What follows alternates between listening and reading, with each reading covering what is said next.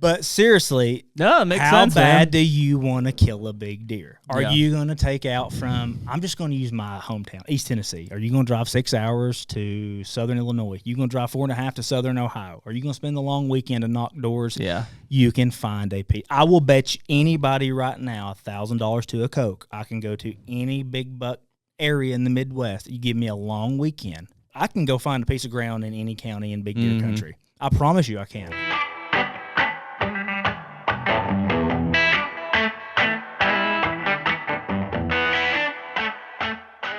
HUNTR Podcast is brought to you by Deer Grow. Man, hard to believe, but Deer Grow has been the sponsor that's been there since the beginning of the HUNTR Podcast. Back in 2021, I think that they were the only partner that we had, but it's such a cornerstone brand and set of products for our food plot strategy throughout the year. No doubt. And it seems like we used to have an off season, but not so much anymore. It's like when the hunting season ends, it really rolls right into food plot season, habitat projects, all of the above.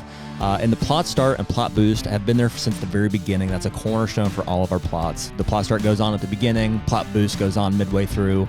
And since they came out with all of the fertilizers, that gets mixed in with the Plot Boost application as well. And I can't believe the results that we've been getting out of that. Yeah, it's been awesome. Like I said, it's all the work now that really produces the results in the fall. So right now, anyone listening to the HUNTR Podcast can use code HUNTR, HUNTR, for 15% off any of the products at deergrow.com. Better food plots, bigger deer.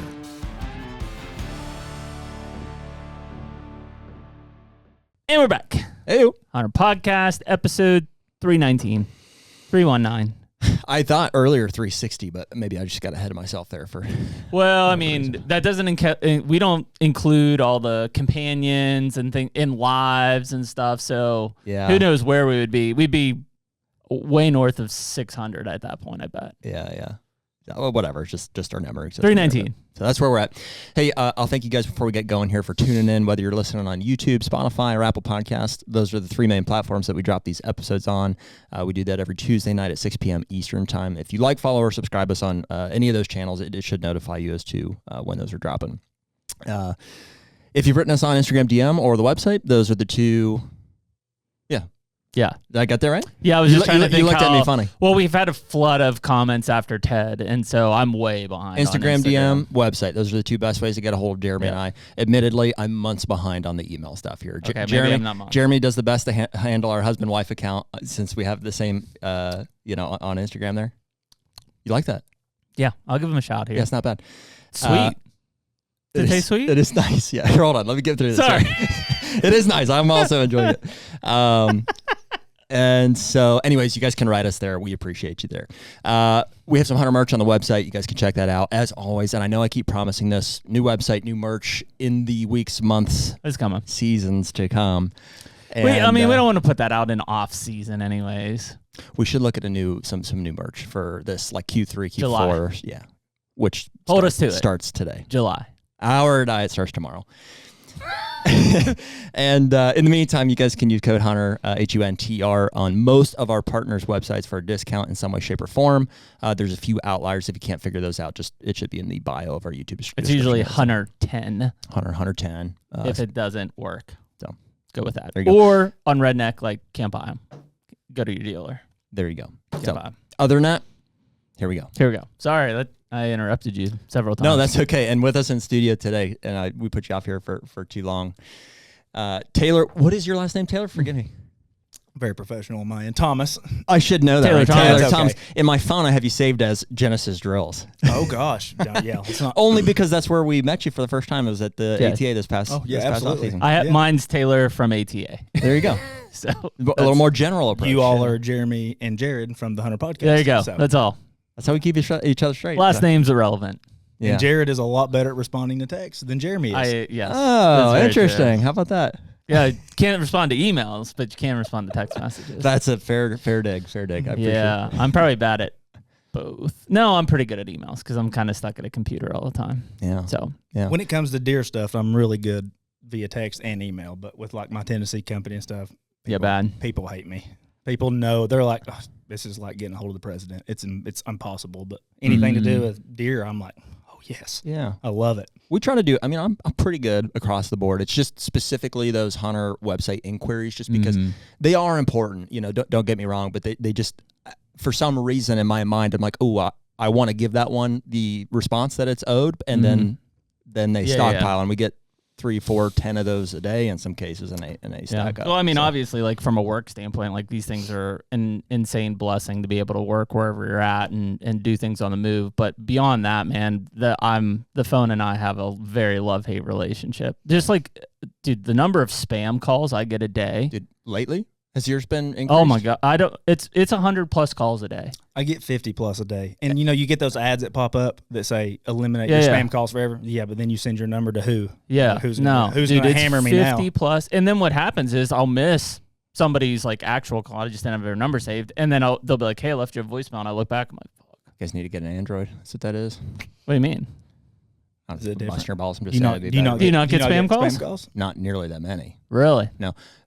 For a long time, very, very few, like almost none. Recently, when they started the political campaigning, like 2-3 weeks ago, there was one AI thing in particular that kept calling me from different numbers, and I was getting 15 or 20 of those a day. That's the most I've ever received. Most of mine are related to like business registrations, because whatever, I've got 12 LLCs. And trademarks are the worst. That's if you ever register your email or phone number for a trademark, you will get spammed by every. What? They'll send mail too. Like you'll get 55 letters. It'll be like, "Hey, do this for your trademark." I'm like, I've never gotten one piece of mail. It definitely has something to do with like LLCs and business, because I started getting them from Illinois area codes, specifically in Western Illinois. Oh yeah, I created an LLC last year. That's exactly what it is, and it's most of mine are like credit fundings. Like we can get you $200,000 today at a low interest rate, and I'm like, oh, and if you apply for a loan, so I just under contract on a new farm with Farm Credit, and I've started getting calls from, we've seen that you're searching for a loan. I'm like, no, I was not searching. I made no other phone calls other than Farm Credit. I mean, the data sales business is a multi-trillion-dollar business, and it's just your personal data being sold to different companies and them trying to work their angles to get you to do something. Yeah, I appreciate the real people at this point, though. When they call and I can tell it's a real person, I'll give them the time of day and just say and then I hang up. Well, but with the AI, at least you can tell immediately because they don't answer right. You say hello. Oh yeah, and then it hesitates. You know what? It's hardened to me a bit, and that usually I say hello. This is Jared. Happy to. Yep, me too. I want people to know. Yeah. Since the spam calls, it's more of a yeah. Oh really? Hello. I still do the hello. This is Jeremy type of thing, which is funny because like our mineral guy from Ohio. Yeah. When I did that, he's like, holy shit. He's like, holy shit, you answered. I'm like, yes. Hello? The Jeremy? But if I answer and it sounds like somebody from partially around America, I'll sit there and at least talk for a second just to see what it is. And then I'll hang up. Then I'll hang up. But I will give them the benefit. How much is the timeshare? Yeah, sure. I had a bank call yesterday, and Tuesday, and they were like, it was for sure like a hardcore foreigner, and like didn't really know my name, and I'm like, I don't know if this is my bank or not. So like I just hung up on them. I'm like, figure if it's my bank, they'll find a way to get a hold of me. Yeah. I don't think it was, and that's probably where a lot of these older people. But literally where I was going. How scary is it for these older people? Yeah, that have no clue. That, hell, they just got a smartphone a couple years ago, and then they jump on that, and somebody says, "Oh, we're your bank. We're what and so credit union," and then they say, "We need your account number. Verify your social with us, and we'll make sure you don't get scammed." Because that's how every bank call starts, right? They're like, "Hey, we need this call's being recorded. We need your social, or we need the last 4 of this," and it's like you just. I can't believe my wife's not got drilled with that. I can't believe I haven't my either. wife's the worst with buying anything. I'm actually waiting on a credit card right now because my personal credit card got somebody tried to buy $500 at Best Buy. I was like, that's not me. I think if anything, I'm probably too I just don't tell anybody anything. I don't answer my phone. If it's important, you'll leave me a message. If it's really important, you'll certify mail me. Other than that, sorry. Yeah. Quick 30-second story on my wife buying a vehicle. We went to buy a new vehicle. I said, listen, I've done sales forever. I said, they're going to try to hammer us with everything possible. I said, let me deal with every bit of this. Let me do the talking, babe. Do you enjoy it? Do you enjoy doing the sales? I absolutely love it. Man. I love it. I've been 100% commission-based sales since I was 16 years old. Yeah. I love it. It's fun. I love it. We're sitting there at the table, and they draw out spam. 4 numbers on their paper, and it's got low, medium, high, and high number. And what it is with their warranties figured in, what your monthly payment's going to be. My wife did not hesitate one time. She pointed at the highest number. She said, Taylor, we can do that right there. We can do that one. She said, Taylor, we can do that. I said, Raven. I said, sit. I said, oh my gosh. It's so embarrassing. But that is how she is with everything. She went to text somebody off Marketplace, And she ended up texting them instead of me. She said, it's worth about $100 more. Make sure you don't try to haggle them down on price. She sent it to them before I went out there to pick it up. When I was going to obviously try to, the car thing is bad, man, because most people immediately look at it and they're like, oh, well, I'll take the lowest one. That's also 2 or 3 interest points higher than the higher one, just because of the way that they're going to build it out on a monthly and everything like that. But none of that is super clear when it's laid in front of you. And so people are just like, well, yeah, that seems like the best way to go. Oh, yeah. My wife does not go car shopping anymore. She picks out the color, what she wants, and then I go. We go handle it from there. So my last one, I wouldn't say I'm like great at negotiating, from that standpoint. Really? I would expect you to be. Well, I'm just there to get a fair price. And I'm hoping that I'm giving the aura that, like, listen, I'm not here to rake you over the coals. You guys should make money on this. I want a fair price. And you go in knowing what you want. You're like, this is what I want. Yeah. And so, like, I'm just thinking back on not long ago, a month ago, I bought these 2 new vehicles. I knew what we had. I knew roughly what they were worth. I didn't even know what the other ones were stickered at. But I said, here's what I have. Here's the 2 we'd like to get. We test drove them. They said, okay, great. Here are the numbers for each of these, and here's what we're willing to give yours. And, like, I look at it, and I'm just a bro. So I'm like, why don't we round this to this and round this to this, and I'll be happy with that. And they got me pretty close. And so there you go. To this day, I don't know what those vehicles are stickered at, but I left happy. They left happy. I paid a slightly higher, but I'm not as concerned about the monthly because I have enough money to buy them with cash if I wanted to, but it just... Yeah, there's no use if you can get a fair interest rate. That's right. So I'm like, I'll take whatever interest rate we can get here, and then if it comes time that I have to refinance, and land has taught us that. You know what I mean? I've got more comfortable with larger transactions. Absolutely. So we get what we want for a fair price, and then from a financing standpoint, it can be figured on the back end if necessary. Yeah, interest will change. Yeah, I'm the same way with vehicles, especially. I just don't like feeling like that. I hate the uncomfortability of I'm very impulsive. So like I know I want a white F-250, that trim, and it's there at that lot. I've already told myself I'm leaving that lot with it. So I will back down a little bit to a degree. I have to feel like I'm getting a deal. Like whether it's, I'm going to get some money off the price, and then they're going to fill it up. But I'm so impulsive, and which is, it's my biggest asset. That's an important thing, though. It's my biggest asset, but it's my biggest negative. Yeah. That's the only reason I'm moving to Iowa right now is because of how impulsive I am. Yep. But it's bad. I think if you can leave feeling like you got what you wanted out of it, it's a win-win. If you can afford it and you feel like it's a win-win. I almost lay that out at the beginning when I got my Tundra. I walked in and I knew the guy. We went to high school. I said, "Listen, dude, I'm buying the truck.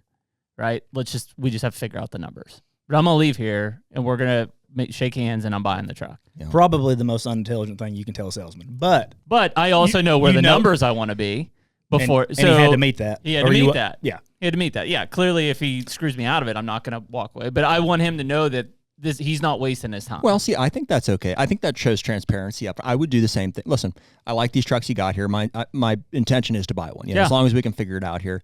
So then they know, okay, great. Let's figure out where we meet here. Because a lot of people go in and bullshit them and say, "Oh yeah, well, I want a limited or a they're born on Ranch. A Saturday and they're like, "Oh, I'm just going to go in and test drive some vehicles." And they dick them off for 3 hours. So you got to look at that too. The salesmen have a bad taste in their mouth from the general. That's public. why I tell them straight up. I'm like, "Listen, I'm buying a vehicle today. I'm buying a truck today." Yeah. So spend time, get to the number with me, and we walk out. I'm impulsive. Yeah, it's bad. With farm, I'm the same way with the farms. I just bought a farm. I never stepped foot on it. I did not put a contingency on it. I wanted everything to be very clear on the transaction. I wanted that farm right then. Well, walk us through that. I mean, what?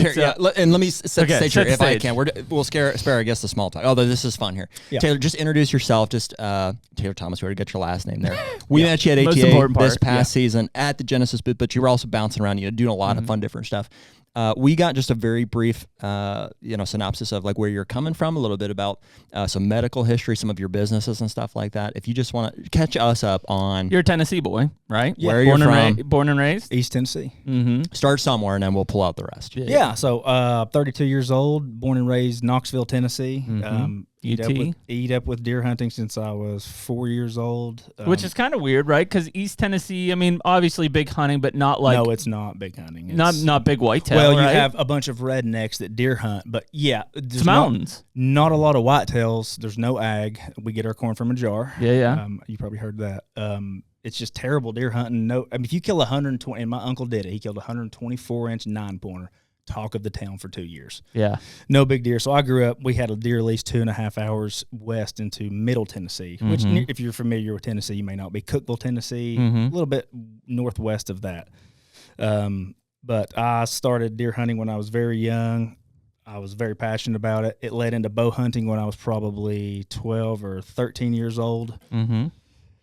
And then I'm trying to think. We started leasing ground in actual big deer country, which would have been, my first lease would have been southeastern Ohio, Lawrence County, Ohio. Okay. Yeah, So right across the line from Huntington, West Virginia, and Ashland, Kentucky. Yep. So your Lawrence would be you're west of me. I think it was I'm in Gallia? Yeah. Something. Gallia is right next to me. I loved it. First day I let a 125-inch deer walk underneath my tree stand. I thought I was Lee Lakowski. I mean, it was it's the southern boy's dream, Southern Ohio. Yeah. Oh, it was just unreal. But is that you and your dad? Yeah. So my dad, me and my dad. You got any sibling brothers that were I have with a you brother who is 40.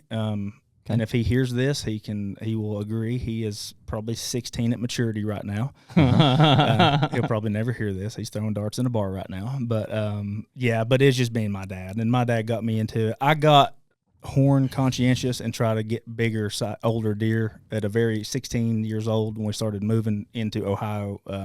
They just like deer hunting, which is great. I mean, and you talk about a quality hunting experience. I hear a lot of people talk about that. And for me, a quality hunting experience when I was young was hunting with my hunting with my dad and my brother, and just hunting. Yeah. We'd go, we'd cook dinner on a fire at the end of the night. It was just fun. We killed the first deer with horns that walked by us from the time I was 6 years old, probably till 15 years old. Mm-hmm. And we had 3 buck tags in Tennessee. Wow. And I can't look back and tell you a year I did not tag out. Wow. That's crazy, ain't it? Yeah, that's I don't know. I don't even know what it is now. I think they lowered it. I think it might be $2 now. I've not hunted in Tennessee in probably 4 years, but I think it's probably $2 now. But So when you started going to Ohio, forgive me if you said this already, did you guys get a place to stay? Like, was there a Airbnb there was a type thing, little like farmhouse type deal on a farm we had on that Lawrence County farm. It was just a little 900 square foot house. We was actually on the lease with so it was me, my dad, my brother, who went once a year, and then there was 2 other older guys. That's awesome. And the house was just on the lease, kind of came with the lease. We've got one at the Ramsey place. You have mice crawl across you. I mean, over your sleeping bag at night. It was, you slept upstairs, you froze your nuts off. Yeah. I just looking back though, that was it, man. You were in the times at the point, you know. That was awesome. That was it. Like looking back, I was the calendar marked on like when we saw that there was probably like an old Playboy taper magazine stashed somewhere in one of the dry walls. Just the dad may or may not have known about our farm. May or may not. Our farm touched Wayne National. Oh yeah, a part that was hard to get to. Still to this day, biggest deer I've ever seen on the hoof. I was 200 yards into Wayne National. Yeah, biggest deer I've ever seen, and I'm pretty good at. I would say he's. You think so? Still in hindsight? Yes. Yeah. Not just childhood, like. No, and I wasn't. I was 16, 17 years old then. No, I was pretty. We was filming our hunts back then. I would say he was a high 180s typical, clean typical. Just gorgeous, wild rack, tall. He really was. He was awesome. They exist in there, man. He was awesome. But yeah, not to dwell on that too much. Fast forward, I lost my dad in 2021 with COVID. So I lost my hunting buddy. So I started hunting with my uncle-in-law. He's gonna get pissed when he hears me say that. We have agreed we call each other uncle and nephew at this point. But so we leased in Illinois at that point for 3 years, and then I got a pretty rough medical diagnosis. Survived that surgery and told my wife, I said, I will own a farm now. If I survive this surgery, I said I will own a farm in big deer country. You mind telling people about that? Yeah. So let me have a little sip first. Yeah. And so 2021, lose your dad, and then this is when did you figure out? My dad was 55 years old. Wow. And then he was not in great shape. He had high blood pressure. Was not somebody you would ever look at and say he better not get COVID. Yeah. Never. And he made fun of it. He said this damn disease. He said this sickness. He said this virus is going to get me one of these days, and he made a joke about it, really. But it did. It got him 1st of November. It took it 7 days. He was gone. Wow. It was crazy. Of 2020. So like 2021. 2021. Yeah. Wow. Yeah. It's kind of a long road. Like all that madness started, I remember, in like March of 2020, because that's when we bought the business from my wife's dad.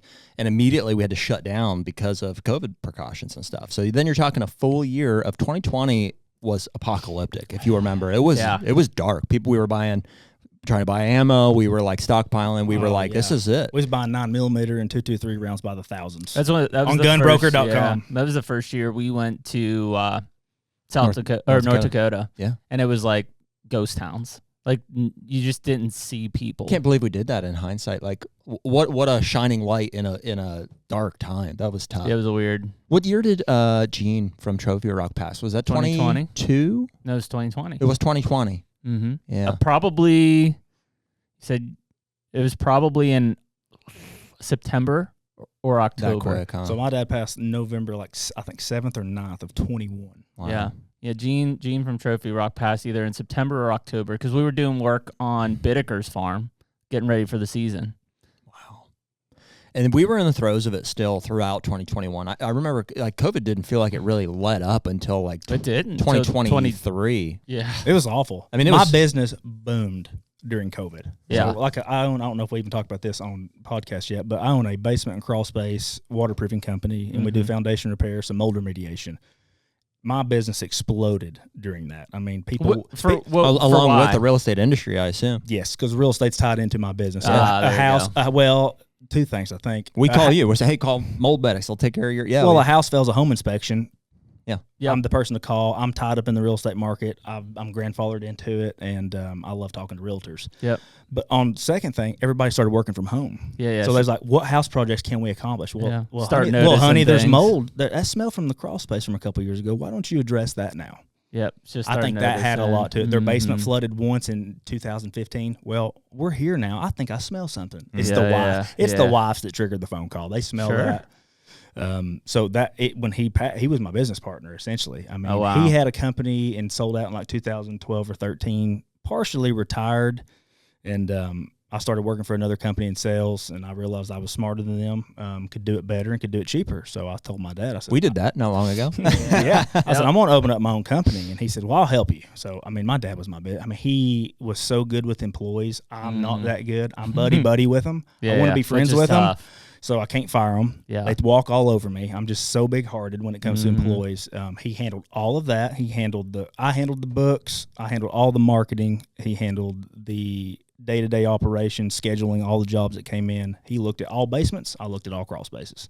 And then when he died, it was like for 2-3 years, I was doing everything because I don't trust anybody. Yeah. HUNTR Podcast is brought to you by Hoyt. Another year with Hoyt bows. I'm still in the aluminum. I'm shooting the AX3 this year. You're in the carbon. RX10. And again, man, Hoyt has just been so reliable for us year after year. Why would we go anywhere else? Dude, I swear, they just keep making them better. You know, refining that Redworks model. And we had the honor and the privilege of getting these bows early this past season. So I think it was early November we got them in hand. Literally took it straight to the field, and I shot all 3 of my bucks last year with this RX10, and couldn't have been any happier with how it performed. And they also keep getting simpler for us. This year we've got the XTS system from a tuning side, just a couple turns with the Allen wrench and shooting bullet holes through paper. Get serious, get Hoyt.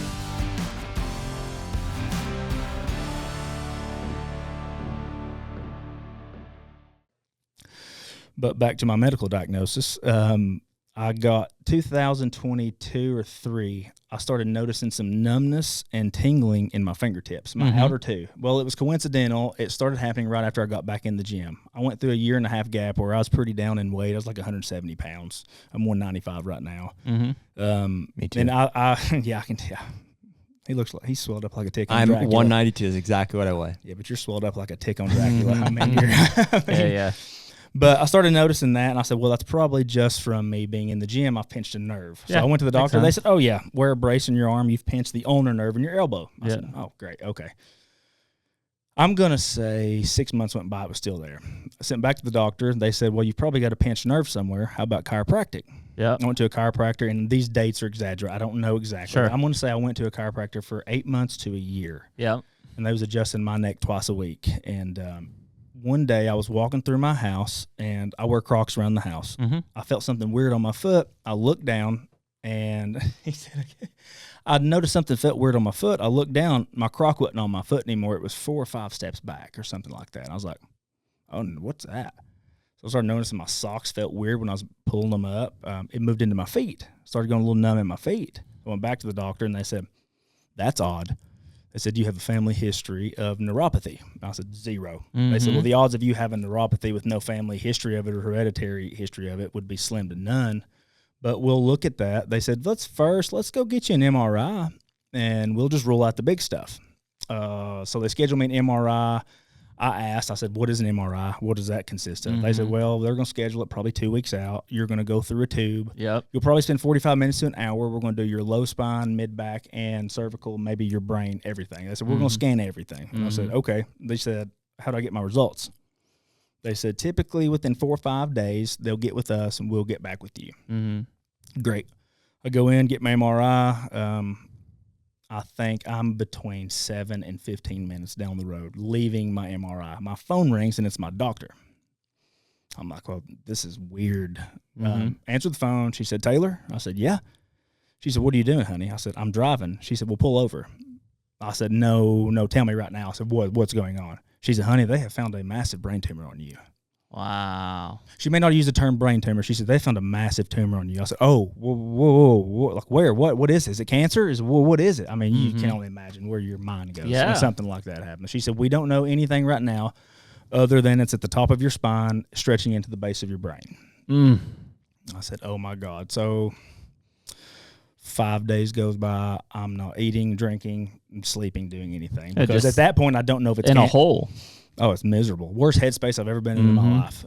What did they tell you at that point? Like, we'll call you in a week or so? Or they said we got to schedule another MRI with contrast. That's where they put some dye in your blood so they can see if it's cancerous or not. Because I'm not dumb. I did my Googling, of course. And if it's cancer where that is, it's time management at that point. If it's cancer, it's not. Because it's just too intertwined. And it's wrapped around my brainstem, which is the only place that it could affect my hands and feet at the same time as coming out of the base of my skull. Wow. But 5 days later, I got my MRI with contrast. I hadn't ate or drank anything. And they called me. She said, well, we have some good news for you. I said, oh, praise God. She said, it looks non-cancerous, non-aggressive. She said, but they are going to want to operate. I said, fantastic. Let's get it out. Well, I said, let's get it out. Get it out. Book me right now. I'm ready. Nobody, you'll never hear anybody say I'm tickled to death. I'm about to have brain surgery. But I was literally writing my obituary. I was writing notes. It was the worst headspace you can imagine a human ever being in. Impulsive, like you said. Did they give you any like indication or obituary. like in terms of like, hey, if it's this or it's that, or pretty much like, hey, let's just do the test, see what happens, and then we'll talk next steps type of thing? So the first phone call, because you're Googling the shit out of everything, which is the worst thing possible. Like, worst. If I stub my toe, I'm like, what's wrong with toe? They're like, you have AIDS. I'm like, what? I thought so. I knew it. Yeah. Yeah. That is my wife to a T. But that is WebMD in a nutshell, right? It's like Google anything and it's like you're dead. I Googled brain tumor, top of spine, base of skull, and it started giving 6 months to live diagnosis. I'm like, but what it was registering was like cancerous. I didn't know that when I read it. I said, I'm fucking dead. I said, it's over. I mean, I've had a good run. I've got at that point. I was say you have kids. At that point, I had an 11-year-old son and a 6-year-old little girl, a wife, and a business that could not. Started early, huh? Yeah, I did. Don't do math. I had a business that could not run without me. My family had no income without. You don't think about stuff like that at 30 years old. You don't think about stuff, anything of that nature, until something like that smacks you in the face. Yeah. So yeah, that was wild. It was a wild ride. So how long from the time that you were like, yep, do it, get it out of me, till the time they actually put you on the table? So they found it 1st of January, and then I had surgery April the 8th of 2024. Wow. April the 8th of 2024. Killed a booner in October of 2024. Of 2024? Damn. Wait, so how much time passed? From January of 24. So 3 months. So 4 months. 4 months. Yeah. Oh, okay. Yeah, I thought that was odd. I was like, let's get this out. Well, next week. But you're saying, I mean, really, from the first symptoms of in your hand, though, you're talking year and a half, 2 years. That's what I mean. It's just more recent than I think. Because originally you're talking 2022. You're talking surgery now. I was guessing mid 2022 is when I started noticing numbness, because it was a year after my dad died. Wow. Yeah. So I was going to a chiropractor twice a week, getting my neck literally snapped with a tumor on the top of my spine. And I don't know if there's any risk. I'm sure there's something there. How big? Like what size was the tumor? I had multiple surgeons reference the term massive, but could you not feel it in there? Like nothing protruding, nothing? No. So they described it as a little bit bigger than a wine cork. Okay. Which I assume is giant. And is that area. Wrapped around my brainstem, over my C1 vertebrae at the top, into the base of my skull. Wow. Oh, yeah, Trey. Yeah. I got turned down by 2 surgeons my first trip to Vanderbilt. That wouldn't touch it? So they scheduled me with a spinal surgeon, which I didn't know that. I'm just, me and my wife are going to Vanderbilt. They say that's not spine, that's skull. Go in there. The nurse said, the surgeon said that this is not what he does. You need neuro. I'm like, I finally start feeling better. I'm like, it's not cancerous. They're going to be able to get it. And then I've got a spinal surgeon saying we don't touch it. I said, okay, well, Nashville's probably 3.5 hours. When you're talking Vanderbilt, one of the best, medical systems, I assume, in the country. Yeah. So he turns me down, and I'm like, oh my gosh, me and my wife have made this 4-hour drive.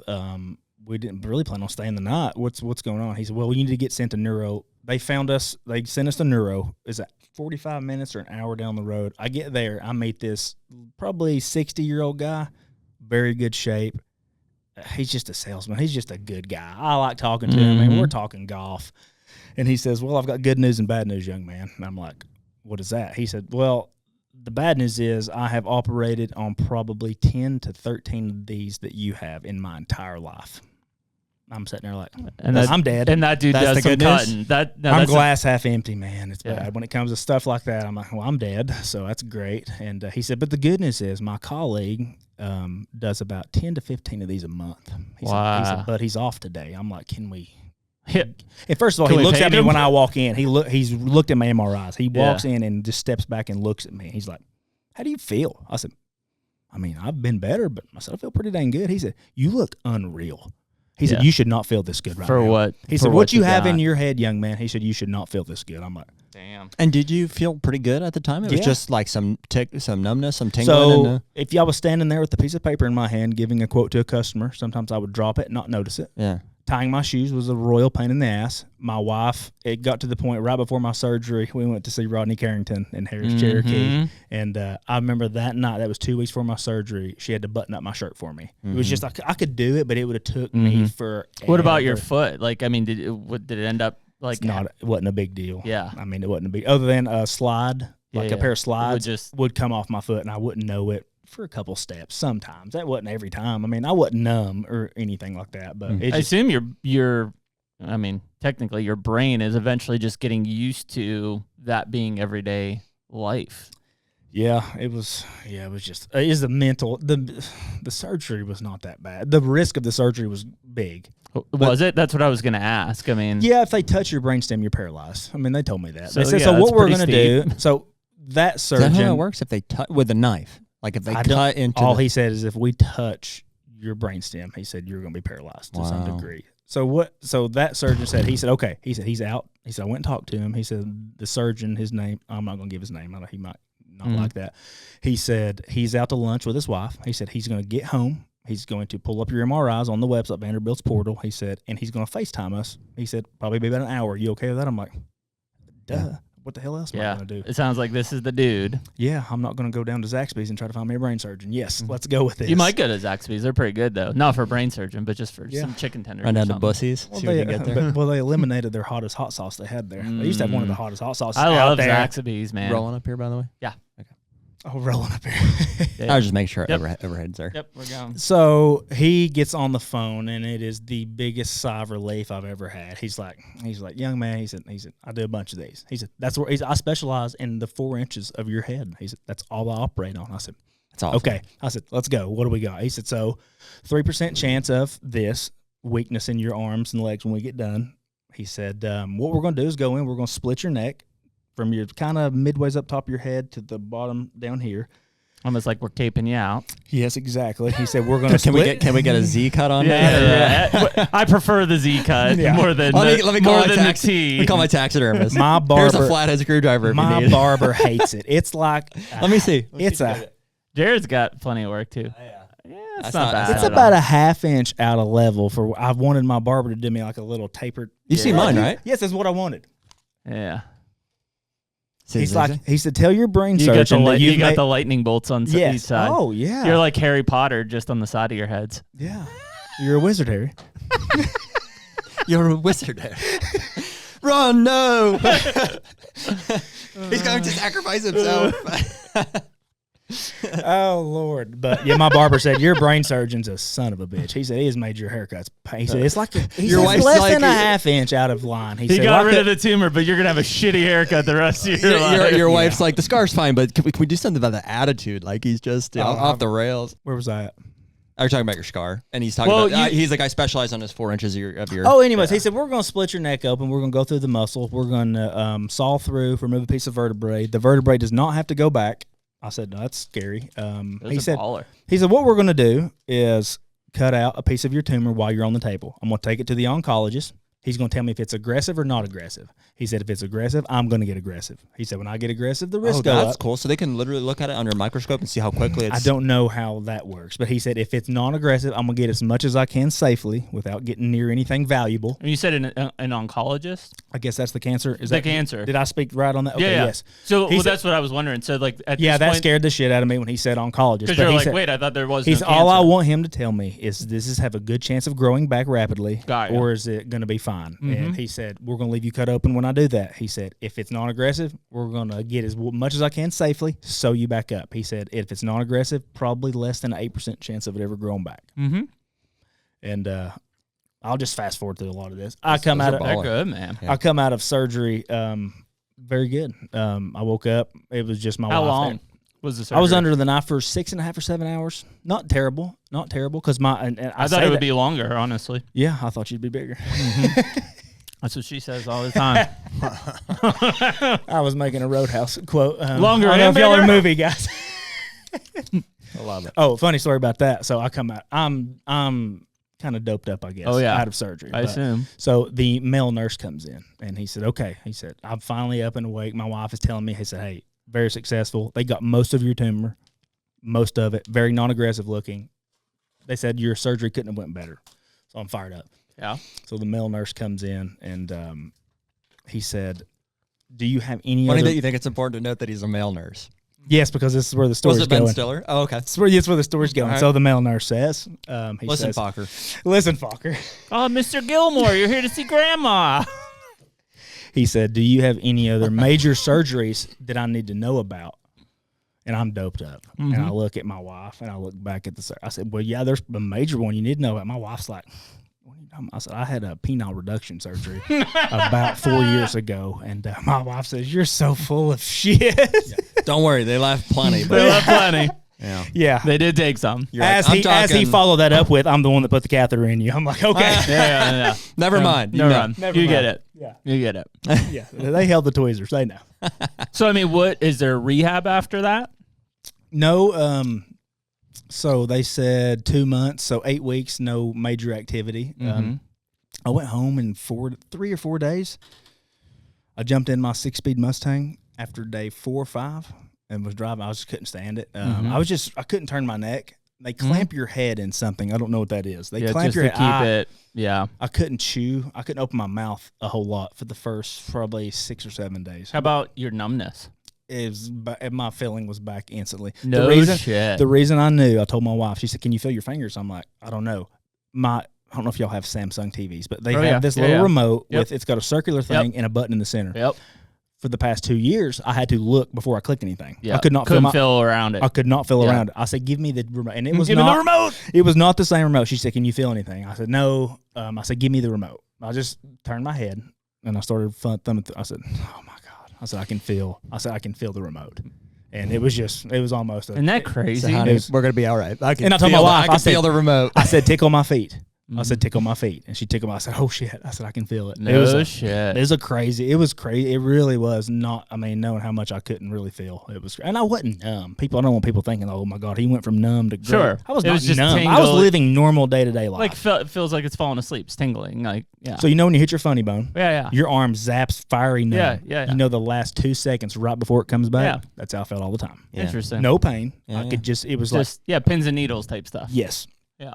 Couldn't feel very good. It sucked. Wow. It was scary. The mental battle from diagnosis to surgery, 3,000 times worse than the surgery or anything else. Always is, I'm sure. Dude, I'm sure. Like that. Well, like I said, the WebMDing yourself, in the interim. It's awful. Stuff I would tell anybody that's going through something similar, don't, and this is exact words from my uncle, and he's going to listen to this. Don't worry yourself until there's something to worry about. Yeah. And he was the first. I called my wife first after the diagnosis. I was on the road. I was 20 minutes from home. And then I called my uncle. His son, one of my best friends, had brain surgery twice. So he had a massive tumor cut out behind his ear. Wow. And so I knew I could talk to him, his dad, my uncle, the one I've hunted leases with since my dad died in 2021. I started leasing property in Illinois with him, Southern Illinois. And I said, hey, can you meet in your basement? He said, yeah. What is it? And I was like, just let's meet in your basement. And he just sat there, and it was uplifting. He's so glass half full with stuff like that. I was going to say, I mean, I could see him taking it either way. One being like, I know how this went. I know what you're going to go through. The other being like, how is this happening again? Right? Because it happened to his son. On top of that, in the past 12 months, he had a tumor removed out of his spine. It's so crazy. I flew down to some of that. Which one? The left one. I'm going to have to finish this one so I can try the other one. Your left, my right. So before my surgery, 2 months before, I flew down with my cousin-in-law, who is the one that had the brain tumor removed. We was in a golf cart. So we went to a Cat Williams concert in Tampa. Mm-hmm. We played golf. We was in the golf. So Cat Williams, a comedian? Yes. Oh, yeah. Yeah. Wow. Yeah. I was very out of place. Very, very out of place. But we was in a golf. So it was me and my cousin in the golf cart, 2 other guys. The other guy had a brain tumor in his head. He was so old. I'm not going to say he was so old, but they said he was at the age where they didn't want to operate. That's just monitor. At his age, he was like 70. Yeah. The other guy in the cart was a doctor. And then, so 3 people out of a foursome in golf had brain tumors. Wow. What's the odds? I told my cousin Brady, I said, I bet you have better odds of winning the lottery than that happening. Yeah, no shit. Crazy. And you start talking about it to more people, it's more and more prevalent. And you start backtracking, what is it? Yeah, no shit. That's scary. Would you I try not to spray. I saw sub my spraying out, but I mean, I had to spray some Simazine and some other stuff this a couple weeks ago, but my wife's going to hear that and kill me. Jeremy and I musk up in it first. I used to when the spray nozzles, nozzles would get clogged, I would unscrew them and blow them out. Well, you can still do that as long as you're blowing out, not breathing in, right? That's what she said. You just gotta blow in the wrong direction. Yeah. Would you have done anything differently, like in hindsight, in terms of like quickness to respond, or I mean, it was, you mean in terms of like for listeners, you're like, hey, if you're feeling numbness in your fingers, like go get an MRI. An MRI is harmless. Do they think they would have bought? Like, obviously it ended up well. Would it have changed anything to the outcome? Maybe not for me, but if it had been cancerous, they could have changed somebody for somebody else. If it had been cancerous, maybe they could have got to treatment sooner. Or my wife, once this happened, we try to eat all organic. It's holistic lifestyle. Mm-hmm. We do fasting. I mean, we've both made the comment, if we ever get diagnosed with cancer, the first thing we're doing is a 40-day fast. We believe in that more than any treatment. That's how we believe. A fast, like zero food. Did you look into, and granted it wasn't cancer, so maybe not, but you hear a lot about like your ivermectins and stuff did you look into all of that stuff during that time? Not during that, but I think my wife has probably taken some. I know you hear about that? Like, have you heard of people that have cured themselves of cancer from I won't things say the like name, that, but I was at a house recently where her husband has recently passed here from esophageal cancer. And when he was diagnosed, they gave him 6 months. Super aggressive cancer, metastatic. One of his relatives said, "Hey, what do you got to lose?" Here, bought him whatever human supplies of ivermectin, and he took that. He lived for 3 years. I believe. Coincidence, maybe. Was he monitored throughout that? Were they tracking growth of tumors or anything like that? I mean, did they? Any tangible like effects? I don't know. Yeah. I don't know. That's what a relief to find it wasn't cancerous though. That was the big. Like I said, 4 to 5 days. I could look back 4 to 5 days. I did not know, and I'm telling you, I didn't move. I mean, I think we went to eat breakfast one morning. I don't think I touched anything. I had water. It was miserable. And my wife even said, she said, "Quit worrying." I knew. How do you quit worrying? Non-cancerous tumors like. It's miserable. Worst headspace I've ever been in my life. It was absolutely miserable. Well, I mean, I assume it's because you're leaning towards the fact that it's a tumor, it's there. Odds of it being cancerous are probably higher than non-cancerous. Yeah, but my biggest thought was I think so. I would immediately assume obviously it's cancer. If it were me. Oh yeah, I'm glass half. Yeah. I'm glass half empty with that stuff. I've got 2 kids and a wife that my wife does not work. My kids, I mean. Well, yeah, and we live a very good lifestyle, and I've set this up intentionally for us. And then if I'm gone, I'll start looking and analyzing. I'm like, nobody can run my company. Yeah. There's nobody alive. My dad died. There's nobody alive that could run my company the way I ran it. That could support my family. So luckily, right before it was God looking out for me. 45 days before my diagnosis, I started looking into hiring a general manager for my company because the stress was hitting me hard. I mean, I was beat down. I was getting done with my days and coming in and having cocktails for not the right reasons. Sure. I was having take the edge. It was for the wrong reasons. Been there. Yeah. It was bad. It was for the wrong reasons. It was getting bad, and I was in a miserable headspace with business. And we was to the end of the interviewing stage with my GM, and he is great. God bless him. He's running my company as we speak.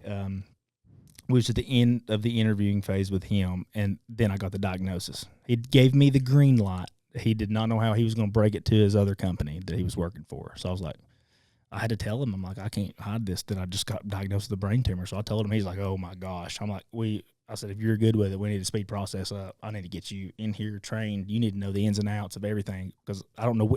At that point, I didn't know if they was going to want to operate in 6 weeks or 6 months. But the surgeon acted like it's not a big deal. He's they're going to put you on the schedule. I'm like, I would like this out like 3 days ago if you don't care. I got deer season coming up. I mean, dude, there's nothing like feeling like there's a guy for that, and getting connected with him and you're on the list. Best feeling. Me and my wife left that surgeon. It was a FaceTime call in the surgeon's office with the other guy. We left there. We went to somewhere in Nashville and ate steakhouse. I had a glass of wine. We ate steak. It was just great. It's probably the first time you could breathe. Yeah, and I just got news that I was going to have brain surgery. Yeah, and I was tickled to death. I was like, hell yes, this is unreal news. Yeah, well, it's the guy. Unreal news. That's the guy you want cutting on. And there's people not as fortunate as I am. I mean, there's no pity party here. There's people that are dying of this exact stuff. Somebody in the hunting industry just died. I don't know who it is. It was a lady. I don't know who it was, but I just heard she died of a brain tumor. I think she's between 26 and 31 years old. I don't know who it was. Wow. And I read that story and I was like, oh my gosh, that's awful. Wow, I hadn't heard that.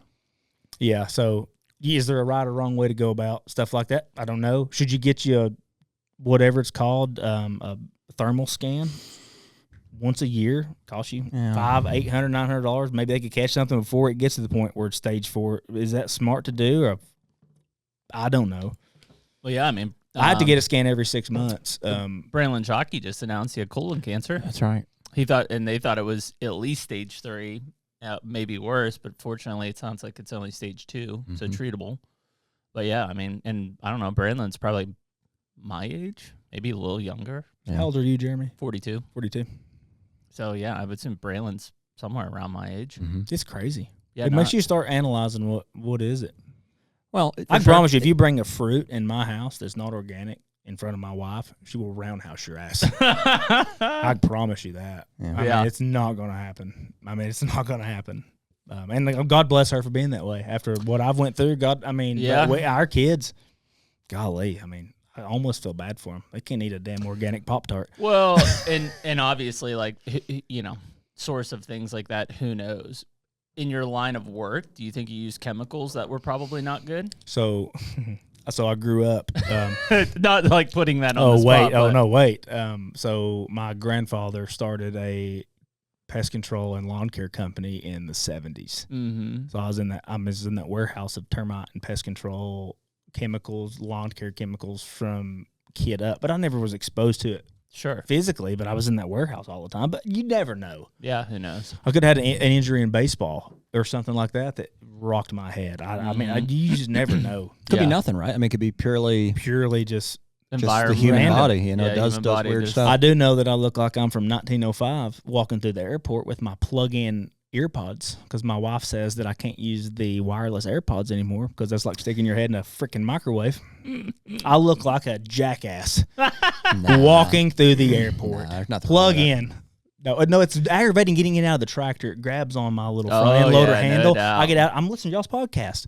I'm like, okay, I got to go check my drill, make sure I'm still getting seed in the ground, make sure it's not empty. I'll get out. It'll yank out of my ears. I'm like, golly. I call my wife. That is the worst. I told my wife, I said, if they come out with a study in 5 years that these wired earphones are worse than the wireless, I said, man, you're going to be fighting. We're having trouble. I said, we're going to be fighting. I said, I can't stand these things. But I do it for her. I don't use them. Was there ever a time that you were in the hospital for like a week or like an extended stay or for any of this? Yeah. No. It was just kind of outpatient stuff? Yeah. I mean, I was in the hospital for 4 or 5 days. They had to get me on. I had to walk one loop around the main center of my floor of the ICU before they'd let me out. But I was out in 3 to 5 days. Dude, that loop is a big deal, though. Like my rough surgery. Have you ever done something like that? Have you been injured to the point where... Yeah, tractor accident. I was in ICU. We all have to. We've all been... Oh, I've heard... Yeah, I was laid up from a dirt bike accident. Jeremy had a serious tractor injury. I've had a dirt bike. My biggest one was a baseball. I have a 14-inch rod in my right leg. I broke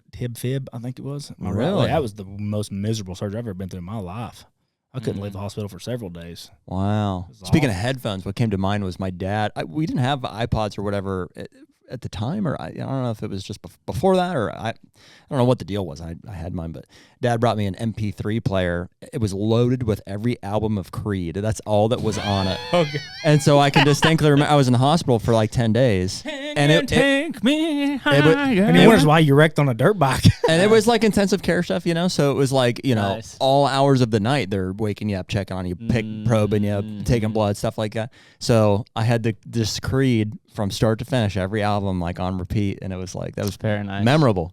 That was awful. It was awful. Yeah, mine was awful. I couldn't. Creed and milkshakes from the hospital. Well, dude, the children's hospital. The ICU is a very depressing place because, like, even though you may be on the mend or recovering, most people are dying. Most people are dying in there. It's awful. I couldn't piss. They had to catheterize me again. Yeah. I don't know. I'm sure you had it. Oh yeah. Oh, I remember catheter. Small pinch. Whoa. So I've had it pulled out several times. I've never been awake when it was inserted. You know what was almost worse and more memorable than my own what do they call it? Catheterization. Is I saw them do it to my dad after his dirt bike accident. I was standing there, not really expecting it. They were like, we were in the ER, and then they were like, we need to take him to surgery quickly. And I like look over and I see the orange stuff getting painted on, and then I see, boom. Oh my goodness, that's bad. Been there. It's awful. That'll make you twitch. It makes you more than twitch. Yeah, it's bad. That's rough. That is rough. Yeah. So they're monitoring you every 6 months. You do a scan and they're just checking the size of it. Having said that, I'm ashamed to say it. I've not been in about probably 8 or 10 months. Deer season hit, and I've just been busy. I feel good though. I mean, I know. Like they even told me. My surgeon told me. He said, I feel like you're going to be able to give me real-time feedback. He said, you know what it felt like when you went numb the first time. He said, if something starts to grow, he said, you're probably going to know about it. I said, I'll know about it quick. Well, I'll do a little test on myself. I'll put button-ups on in my closet just to button it up. I can run through Crazy that they can't. I'm not 100% anymore. I'm not 100%. I've still got little issues. I put my earpods in. I'm a little slow with grabbing a hold of it. Yep. Peachy, though. I love it. I mean, crazy they don't have like a quick way of doing that, like scanning yourself. Like I know you can't take an MRI home, but like it's interesting that it could be easier than it is. I could go. So of course I'm in the process of moving to Southern Iowa, but there's a MRI place where I got my second one 30 minutes south of my house, currently in Tennessee, which is stripped. It's almost ready to go on the market. But my surgeon said, if you don't care, I'd rather you come to Vanderbilt. Let us scan you. You come see me. He said, we know what we're looking for here. He said, just come down here. Me and my wife love it. We make reservations at Jeff Ruby's Steakhouse every time we go down there. We love going. We don't like downtown Nashville because it's a circus. But we go down there, and it's a getaway for us. It's like this right here. This is a getaway. I love this. Yeah. But it could be easier than I make it. So I go to Nashville. I don't have to go to Nashville. I'll continue to fly from Iowa to Nashville to get my scans. HUNTR Podcast is brought to you by Predator Camo. That's right, man. Predator Camo. We've been rocking that stuff for, boy, a little over 10 years, a full decade now. It's kind of hard to believe, but we stepped away, a year or two, tried some different stuff over the years, but at the end of it, we always come back to Predator Camo. Yeah, and I mean, even in reflecting back on this season, like I started off the season in spring green, killed that elk. You killed all 3 of your bucks, I think, in the fall brown, which has kind of made its return back to the lineup. And yeah, it's been dependable, and it's funny when you know that you're in a stand and the deer is looking at you, but it's looking through you. It's a completely different feeling. They have some new stuff. So, they went through an ownership change a couple of years ago and had the opportunity to give them some feedback. And I think we're getting ready to see the results of all of that coming out this July in some all-new apparel lines. Yeah, unfortunately, we were able to see it at ATA. I know some of you guys might have been able to see it at some other shows, but it's awesome. And anyone listening to this, when it goes live in July, can use the code HUNTR, HUNTR, and use that for a discount on Predator Camo, as well as during the spring here. If you're looking for turkey stuff and want to get spring green, same discount code on PredatorCamo.com. Don't blend in, break out.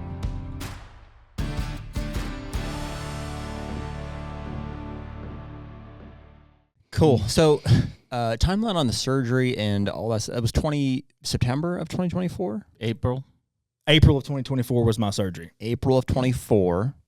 Okay, and we're sitting in May of 26. So 2 years ago now. And so catch us up to date with what's changed here as far as a mindset. And you've already mentioned you bought a farm in Iowa, moving the family from Tennessee. Yes. What's kind of been the well, did you start the business in Illinois first? So what business in Illinois? So how that worked. So my only interaction with Illinois during my dad's passing, I was hunting with a company called Full Draw Hunt Company in Pike County, Illinois. We had dropped our Southern Ohio lease. With your dad? You guys had been, because prior you said you guys were leasing stuff in Southern Illinois. We was just on a lease with a bunch of jackasses, to be honest. It was a shit show. That's why we never lease with hunt clubs or other people, because it always turns out that way. I know y'all have got 10,000 stories for that. But so that year I was like, I'm not going to have a lease. My business is really booming. I'll book with an outfitter. Hate outfitters. But so I started talking to a bunch of my buddies, and a bunch of them recommended Full Draw Hunt Company out of Pike County, Illinois. It says archery only. I'm like, that fits me. That's good. Called, booked. I got the Halloween hunt. My hunt ended around Halloween. Now, I wanted the first week of November, but it was booked. So I hunted up there. My dad passed during that hunt, or I got back and then he passed. And then, so fast forward the clock after surgery. What was the date? November. Did my dad pass? Yeah. November 7th or 9th. Really? 7th or 9th Those of 21. Those are the 2 best days of the entire season. I was tagged out. That means well, something. I wasn't tagged out. Yeah, I know. I sent him a picture of my buck that I killed. My mom called me. She said, "Your dad just my dad don't go to the doctor. None of us do." Because you said it happened fast, right? She said he's abnormally sick. He's cold chilling and stuff like that. I'm like, oh my gosh. I said, yeah. I said, I just killed a buck this morning. I sent him a picture of it. I said, he didn't text me back. That's unreal. It's my first phone call. He didn't answer. First phone call on any deer I killed my dad. Didn't answer. I was like, that's just weird. He didn't text me back to a picture. Of course, that was 2 hours later. And I was like, that's odd. But she told me, she said he's really sick. So as soon as that happened, I just got straight back to Tennessee, which is an 11-hour car ride. So fast forward the clock after surgery. I told my wife pre-surgery, if I survive, I'm buying a farm in Big Deer Country. I've got my general manager in line. I'm like, I'm buying a farm, Big Deer Country. And she, at this point, yeah, sure, whatever. Who's going to balk somebody just had brain surgery? Had you held off prior for any reason? Like, I've always wanted one. I could always could you afford to always previously? Financially afford it. It was that fear. It was that biting off the first bite. It was so scary to me. I'm like, okay, I'm starting to run numbers in my head. So my house is worth this much. My payment on my house is that much. I could buy 100 acres and I could do that. My gosh. Well, it's effort. It is a big step, putting 20% down or leveraging another asset or whatever. It's a big step for someone that has never done it. It's just the unknown. You're like, we're used to living with this cash flow model. Am I going to, bring something in that's like double my mortgage on my house kind of a thing in some cases, to deer hunt? it's just terrifying. It wasn't. I'm not a rich person. The right answer is yes. Yeah. Yes, it is. I'm not a rich person. I mean, I run a small company. If you love to deer hunt. I run a small company in East Tennessee. I don't run multiple crews. I run one really good crew. We're adding crews, but I'm not rich. It's a big deal for me to buy a farm, but I could always afford a farm. Yeah. The time I was been 24 years. Help yourself to these. These are great. I will. I'll probably have another one of those. Here, Jeremy, you wanted to drop these real quick. What's the brand on these? Wild Meat. Wild Meat. These are alligator sticks, Cajun style? Alligator. That's buffalo. Oh, I will have one of the alligator in a minute. That's bison. The ones I've had are very, alligator. Very good. I love alligator in general. There's some other ones like this is holy meat stick. Is that pre-reduction? That's alligator. Pre-reduction right here. That's pre-reduction. Yeah, that's pre-reduction. Pre-penile reduction. Here's after reduction. The Chode Express. Yeah, we're right around here. We're looking for about maybe one of these. Yeah, right here. We've heard the deal with the new virus that's out. You know how to pronounce it? Hantavirus. Yeah, it can reduce it can reduce up to 3 inches. Oh boy. Yeah, we'll be inverted by then. Yeah. Can you be in the negative? Yeah. So Wild Meats. He's done us a bunch of stuff. It's really good. I'm gonna have some in a minute. We're not picky, but it's good. Anyways, go ahead. I don't know where we. Sorry, we interrupted. Oh no, I love y'all have been enjoying. Well, you were talking about your small crew. You're starting to put crews together, but you could always afford a farm. We can relate to. So I've always been able. I've said I can afford a farm, and it's not to me like I love deer so much. I could always reallocate if I wanted to. Mm-hmm. A lot of people don't. I don't agree with a lot of people's philosophy on I can't afford to hunt big deer.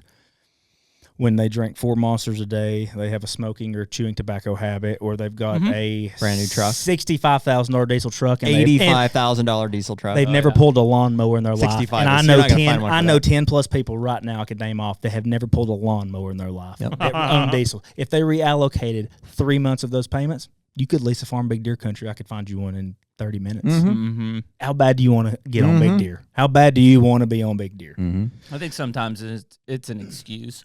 They don't really want to have the opportunity. It is. And to get to the next level. What do you mean, Jeremy? What do you mean they don't want to have the opportunity? Because once you have the opportunity, then you have to do it. Like if you have a lease in big deer country, you got to go to big deer country and you got to start killing big deer. That's 8% of the equation. Then you got to be able to draw back on one, put that arrow in there. Mm-hmm. What do you think is the fear? It's not fear. I think it's just pressure. They would rather just bitch about like, oh, I can't do it. I wish I could do it. How nice is it for you to have that? He posted that picture on Instagram. Oh, it must be nice. Mm-hmm. I cannot stand the must be nice. Yeah. Where they'd rather stay in their little comfort zone. Of comfortability is what you mean. Yeah. Which is, I mean, that's all of society. Mm-hmm. Just don't get outside the comfort zone. It is uncomfortable. There is no doubt. We're in a bitching society. We're in a bitching society. We are breeding laziness and bitching into this country. And it's spilling into... It's into the hunting industry. It's more than lazy and bitching. Like growing up, a good quality hunting experience for me was if I went out and seen a deer. Yeah. So East Tennessee, you'd hunt 10 times. One of those sits, you'd see a deer. So I moved to Middle Tennessee on those leases with my dad. And I was 6, 7, 8 years old. God, when we seen a deer, as a story, you're like, oh my God, I got to remember I seen 3 does so I can tell Dad when I get back. Mm-hmm. It's like it was cool. That was quality to me back then. So now people are saying, I miss out. I wish we had the quality experience. Their quality is the Instagram $160. You're not going to get that unless you can. No. You're going to have to do something. Because I have to do that. And I've spent a lot of money on this, and I'm struggling to see them. So hopefully it changes now that I'm in where I'm at. But it's no different there either. You've still got to put work in. Sure. They're not just there. They're not just there. Taylor, where are you at as far as like I don't mean to highlight this necessarily, but just help us understand, like, what have you killed, essentially? Like, have you killed a deer over 160 inches, or over 170 inches? Like, do you feel like you've kind of achieved that? Or because now you're in the realm of, and we'll get to it, you're in southern Iowa, kind of the mecca, looking for giants. Like, what does your track record look like from success on big, what you call big bucks? Yeah, so I've killed several Pope and Young bucks in Tennessee, which I'm probably is a big deal. Like you I'm said. more proud of probably those than I am one in particular. I'm more proud of it, and it wasn't a high scoring deer, but it was like a 145-inch 8-pointer in Tennessee, and that's a big deal. That's a big deal. Yeah, that's a big 8-point anywhere. So we call it my brain tumor buck. So brain surgery, April of 2024, October 17th of 2024, I killed a 173. And then follow that. Where's that? Southern Illinois. Okay. And then followed that up 3 weeks later. I kill a mid 150s. Yeah. Kill a mid 150. I taped him. He's like 151. I'm going to say 2024. 2024, both those bucks. Nice. Right after that, yeah. Yep. And I've killed multiple. And I'm proud of myself. At 170 is no joke, man. He's a stud. Not at all, man. He's a stud. He had 7-inch bases. What do you think in hindsight? Like how old and what was he?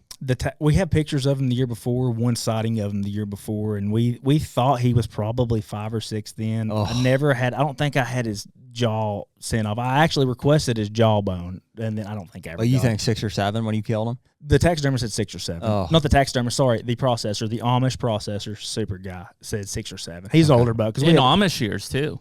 Yeah, right. Yeah, right. So 12. So no, or would that be 2?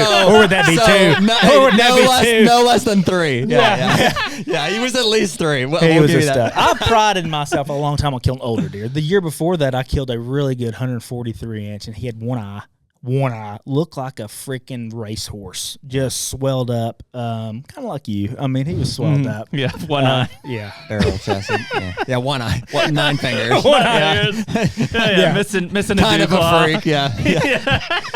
But no, I mean, my track record's not as impressive as it's going to be in about 5 years. Well, and that's not why I asked. I'm very happy. I'm tickled death. I'm tickled death where I'm at. Well, dude, it's not very different from us. You know, even me specifically. I'm only a year or 2 years older than you, and I killed just a couple of years ago my first 170 in Ohio as a 4-year-old, and that for me started kind of a progression of like, we can do this. You know, I'm like, okay, got one, and now even in hindsight, I'm like, I don't even know if I would shoot that deer in hindsight, but at the time, those are the stepping stones, to help you to understand, what are we after here? What is this experience? What can these deer really do? What do I want out of it? It's addicting.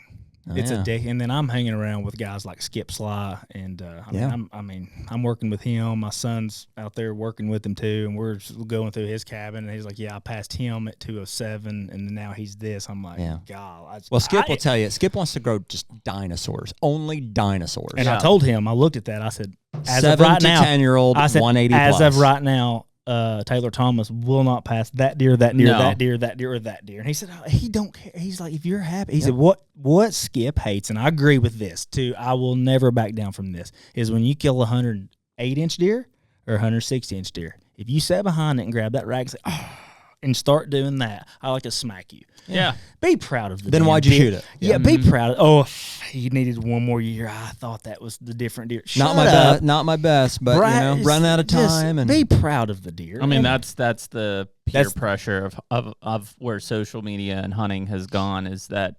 there's at least a handful a day in peak season that'll start off with not my biggest, or thought he was bigger. Don't shoot the damn deer then. Or just be behind it and be tickled to death. I had over 2,500 acres last year in Pike County, Illinois, pretty much to myself. I hunted every single day of November, and I think there might have been one day it was just terrible weather, and I did not punch a tag last year. It was the first time in my life I did not punch a tag. I passed deer, really good deer, and had one in mind, though, I assume? No, not really.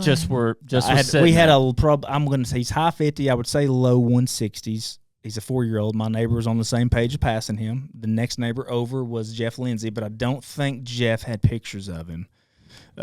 Jeff's not shooting that deer. He was a good deer, split twos. My neighbor to my east, in between me and Jeff, I would say is just as good, if not better, at letting deer go than Lindsay. Very good. He's the one that shared the picture with me first, and I was like, "Yeah, I've got him on camera too." You don't know with your neighbors. You're like, he was the best one I had, but I'm telling you, I had over 2,500 acres, and he was the best one I had on camera. Wow. Let a 153 or 4 walk underneath me, and he got killed. Was not supposed to get killed, I don't think. He got killed, passed him at 17 yards. What do you think's changed there? I mean, because obviously we're talking about Golden Triangle, right? Historically, this is where, somebody will take this clip and butcher it, and say that we're elitist, but like 150 to 160-inch deer being the biggest deer in that area for that size of land, and the Golden Triangle is not that big. At one time, you would have guessed like at least one 200-inch deer in that kind of an area. You would think. That amount of acreage. And there was 200s hit the ground, but that's going to happen anywhere in the Midwest. Sure. On a broad landscape, you're going to have booners hit the ground. But you're talking 2,500 acres in the Golden Triangle. You would expect a gross boon deer to be occupying that. You would think. I just think years. Again, not saying that a 150, 160 is not big, because that's how people will take it out of context. Well, people can, and I'm not. You've seen that clip then, okay? Yeah. Yeah. They've butchered us on that a few times. Well, I don't know how you all are, but you seem a lot like me. I'm on the extreme side where I want the best of the best, which is why I'm moving to Southern Iowa. If killing you're living the dream, dude. You're doing what we're all too scared to do, or too, whatever. Well, you're doing it. I'm trying. It's why you're here. I've never had a. We're gonna dig into this a little bit here. I've never had an Iowa hunting license in my life, so I mean, this has been really. I've never put in for a point. It's been my first year, so we'll see. How cool is that? It's pretty. Well, nice. dude, and I have the golden ticket in my wallet. You do, and you've got the salesmanship and the networking. Well, so tell us then, how did you start? I don't want to say just get connected, because you did it. I think you inserted yourself. You got connected with a lot of the right people here. I think Skip has kind of taken you under his wing. You bought a farm in that area in Southern Iowa. What has that journey kind of been like? You decided at some point, I'm buying a farm in Big Deer Country. What steps did you then take to pursue that dream? So I was a little naive, and I had leased in Southern Illinois. I knew how good it was. Isn't that cool? So I thought to myself, I'm like, okay, the pinnacle is Western Illinois, like Golden Triangle. I'm like, I'll buy a farm there, even if it's run down a little bit and had shit hunters on it in previous years, in 5 years. And not move. I'll live in Tennessee. I'll buy a farm in Western Illinois. Because my wife, I can never talk her into moving, in my mind at that point. Yep, makes sense. So theory makes sense too. Like, and that's one thing people will get discouraged on. I'm like, well, I buy that farm, but they hunted the shit out of it or whatever. And it's like 5 years changes a lot. It does. But so I was there for a year, and I noticed what I wanted was, in my mental midget mind back then, I said I wanted to be on booners every year. And I watched 1 year go by Pike County, and I talked to the processor. He said during the first gun hunt, I had 1,000 deer come in. He said I bet 850 of them was 2-year-old bucks. I'm seeing does. I didn't see rutting activity on a lot of my home farm. I did, but all my other farms, I just didn't see rutting activity. I'm like, is there so many does not being killed that these bucks pop off of that doe and they're back locked down in 15 minutes? I said, I'm not seeing tending does. I hunted every day from October 31st or the 1st till mid-December. I hunted every single day on some pretty prime ground. Every spot I hunted had food plots. It had licking vines. It was all dialed in. I don't half-ass anything. I go overkill on everything. I was like, oh, my gosh. I got discouraged, and I started thinking to myself, so I'm 31 years old. I'm like, do I hold on to this for several years and pray it gets better, or do I have the ability to change this? And so I reached out to Skip Sly. I watched your podcast with him, and maybe just watch some of his clips, and I'm like, this dude knows what he's talking about. This guy knows his shit. This dude knows his shit. So I reach out to Skip, and I send him a message on Instagram. 2 weeks goes by, nothing. I'm like, I didn't figure to ever hear back what from a dick. Yeah. That's what they say about Jared when they write him an email. That's why I have to apologize every podcast. What a dick. 2 weeks later, he messaged me back and said, hey, you up for a phone call tomorrow? I'm like, oh, yeah. What about like 8 a.m.? He said, call me in the morning. Here's my number. That's so cool. He said, call me in the morning around 8. I said, you have a Anybody Pacific time? Can do that. Anybody can say, I want to, and call Skip's line. And I apologize, Skip, if you start getting a bunch of messages, but God bless you. I would not be in Iowa. He said, so I get on the phone with him. I go through my struggles, tell him what's going on. And he says, I used to hunt Fulton County. And he said, I pulled all my tree stands. I don't hunt there anymore. And I told him he said, how much property you got down the line? What deer are you seeing? He said, I'm going to tell you something you don't want to hear. I said, I know exactly what you're going to tell me. He said, what? I said, you're going to tell me to move to Iowa. Yeah. He said, can you? I said, there's a possibility, but it's probably very thin. Very thin. I said, too much. That's way too much leash to give Skip. It's a possibility. So he's like, okay, so how about this one? So it's you done? Also got to keep in mind how many people call Skip or anybody of that and say the same thing and never do a damn thing about it. Sure. They're just wanting to talk to him or, whatever. So I told you, I said, you don't know me. I said, you've never met me in person. I said, well, hopefully one of the days you meet me and I can repay the favors that you've already helped me out with. I said, but I'm impulsive. I said, when I get my mindset on something, I'm going to do it. I said, I'll find a way to be in. That's the number one character trait I'm looking for. I said, I'll find a way to be in Iowa. I said, I'll find a way. So Skip was looking for me farms, I think.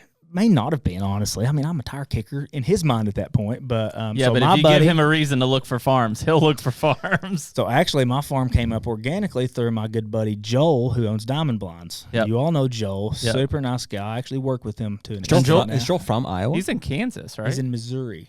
Oh yeah, he's in Missouri. Southwestern Missouri. Yeah, he's in Missouri. Become one of my very good friends now. I actually work with them.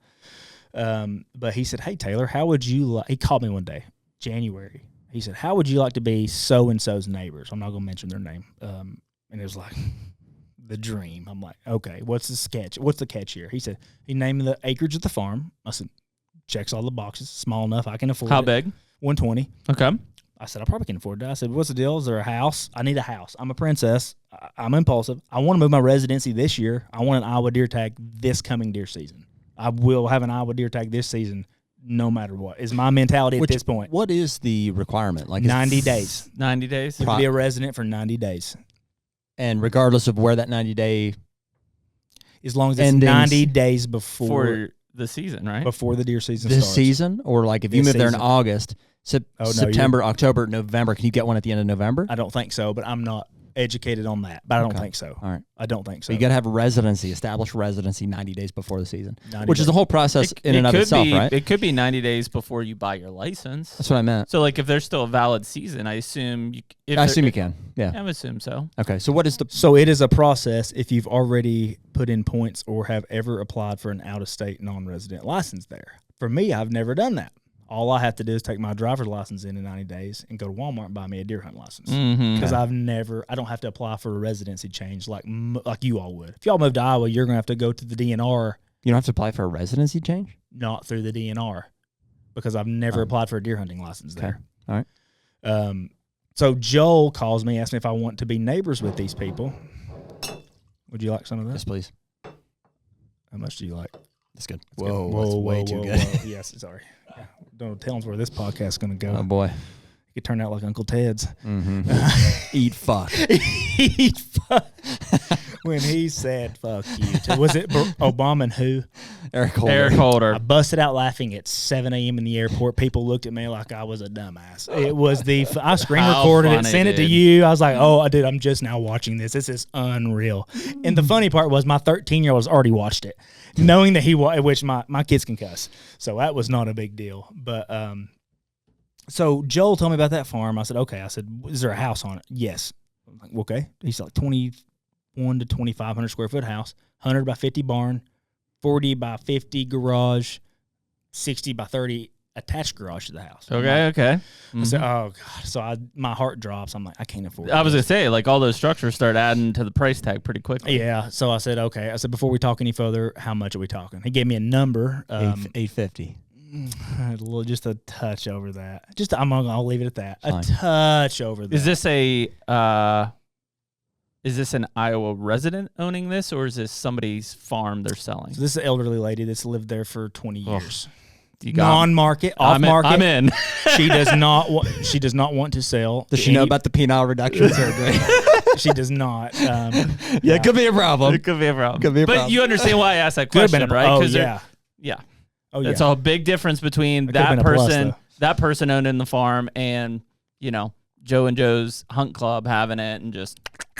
Yeah, so it's 120 acres. It had a lot of horse pasture on it. Never had a food plot on it. Never had the ground broken in my knowledge of the past 20 years. A little open. So we went out there. So I told my wife, I said, here's what we're going to do. I said, we're going to go to the Illinois farm. We're going to hang out. We're going to make the 4-hour drive to Decatur County. Not bad. I said, what we're going to do is look at it with an open mind. I said, we're not going to get our hopes up. We're not going to pull in and say, oh, my gosh. What is her mindset? Because you just said earlier about moving to, Illinois or whatever.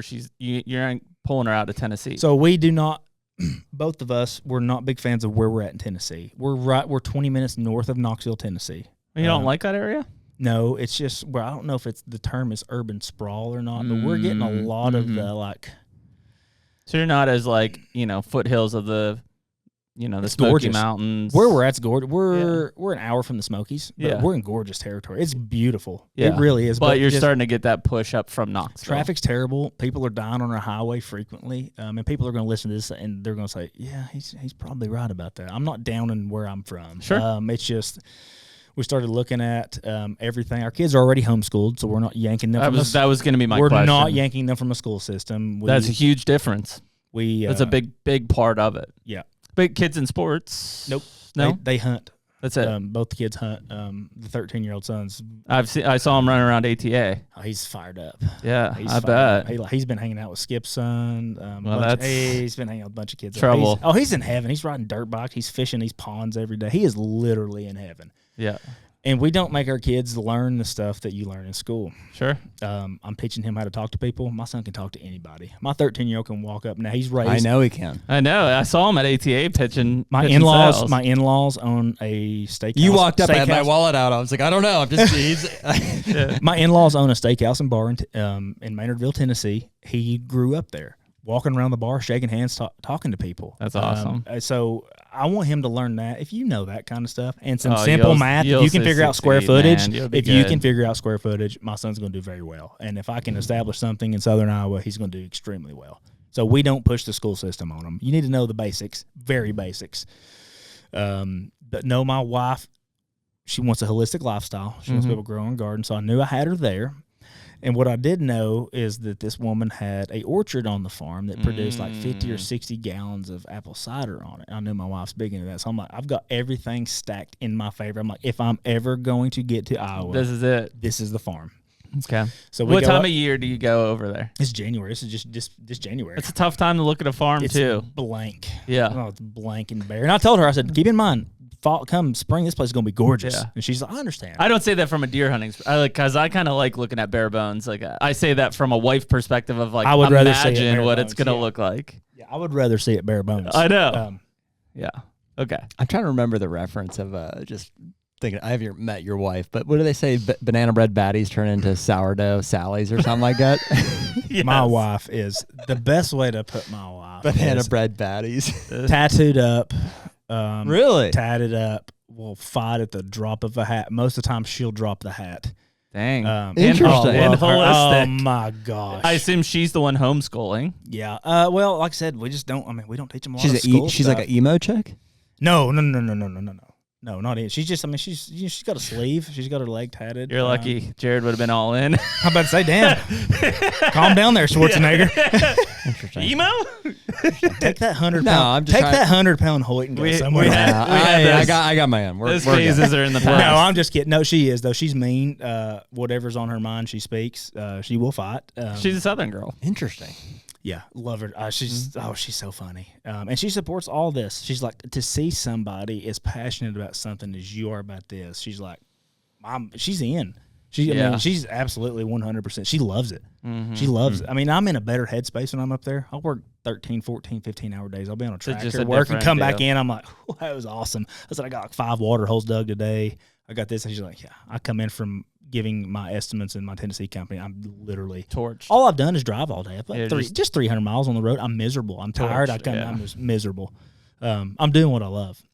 Yeah. No, but she's a character. Maybe one of these days you'll get to meet her. Yeah. So what does that transition look like? So you have a business in Tennessee.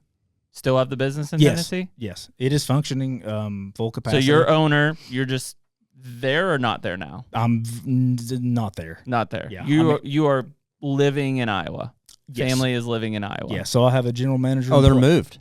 No, so wife and kids are in Iowa. Me and my son just spent about 30 days in Iowa, just us getting. How cool! Planting season, just drilling. You getting all his lessons in? Oh yeah. We went with Skip and spent a couple days planting school shrubs. lessons. That's what I mean. No, zero school. Oh, zero. Yeah, zero. Do they just not care? They just say like, just at the end of the year, take the test or whatever. I assume there has to be some sort of whatever. Your kid's just not in school? Curriculum, yeah. They do some. You have to pass these standardized tests, whatever it is. We make sure they know the minimums to get by that. But other than that, it's just real world street stuff. Smarts. It's real world stuff. Hell yeah. It's way better, man. I'm not gonna sit here and brag on my kids, but I've never put my kids in a scenario with other kids. And you know, my daughter, she's wild. She's about like my wife. She'll fight too. I've never put my kids in a scenario with another parent or mainly adults, and they're like, I've never met a kid, a 13-year-old or 12-year-old that talked like that. I said, just blow. And that's what I live. That's what I strive for. I don't care if calculus and shit like that. No, I really don't. And in today's age, do you really need to know where They're to not put gonna Do use you it. need to know where to put a comma? No. I mean, they do need to know how to use Excel. They need to know how to use QuickBooks. Like, there are things that... I tell everybody the hindsight, best class I ever took in high school. And I'm good at math. I was naturally good at math. Excel. My number one class was typing. I can run through a computer go. pretty quick. Yeah. That helps me more than anything I ever took in school. Dude, in hindsight, the things that I took away from school was communication with professors, how to interact with like peers and superiors and stuff like that. In terms of actual knowledge, how much time did we actually waste? A lot. Like, unbelievable. How many tree stand hours did you give up? How many to learn about a war that is irrelevant? Is irrelevant. It's irrelevant. We talked about it on here. That I think the best class I ever had was at Penn State. My junior year, I had a bow hunting class. Yeah. That I got a credit and a half for. It was part of a Canadian gym credit, basically. And I shot a buck with my bow, and I got an automatic A. Yeah. But I still went to class every day. And those are memorable, and you connected with, like, I'm sure awesome. the teacher. It's the greatest thing ever. It's worth arguing, like, is the entire school experience worth, like, can you have those handful of I wish meaningful I had experiences without that? more QuickBooks, like I took economics, right? But it was like supply and demand economics. I needed QuickBooks. I need QuickBooks class. Economics. Like, that's what... I pay somebody to run my QuickBooks. But you need... Excel, communication, do you? Oh yeah, I have a gotta talk CPA. on that later. I have a CPA in Tennessee who runs my everything. I mean, I don't know what happens. See, and I'm too much of a control freak for my business is to trust somebody else to do that, and it's probably a downfall because I spend way too many hours on that. But that's a big part of it. It's outgrowing me. Yeah, I'm done it's a big with that. part of it, man. You know, and it's whether it's trust or knowledge based, but like those are the things that, you know, who knows what college is going to look like in 10 years.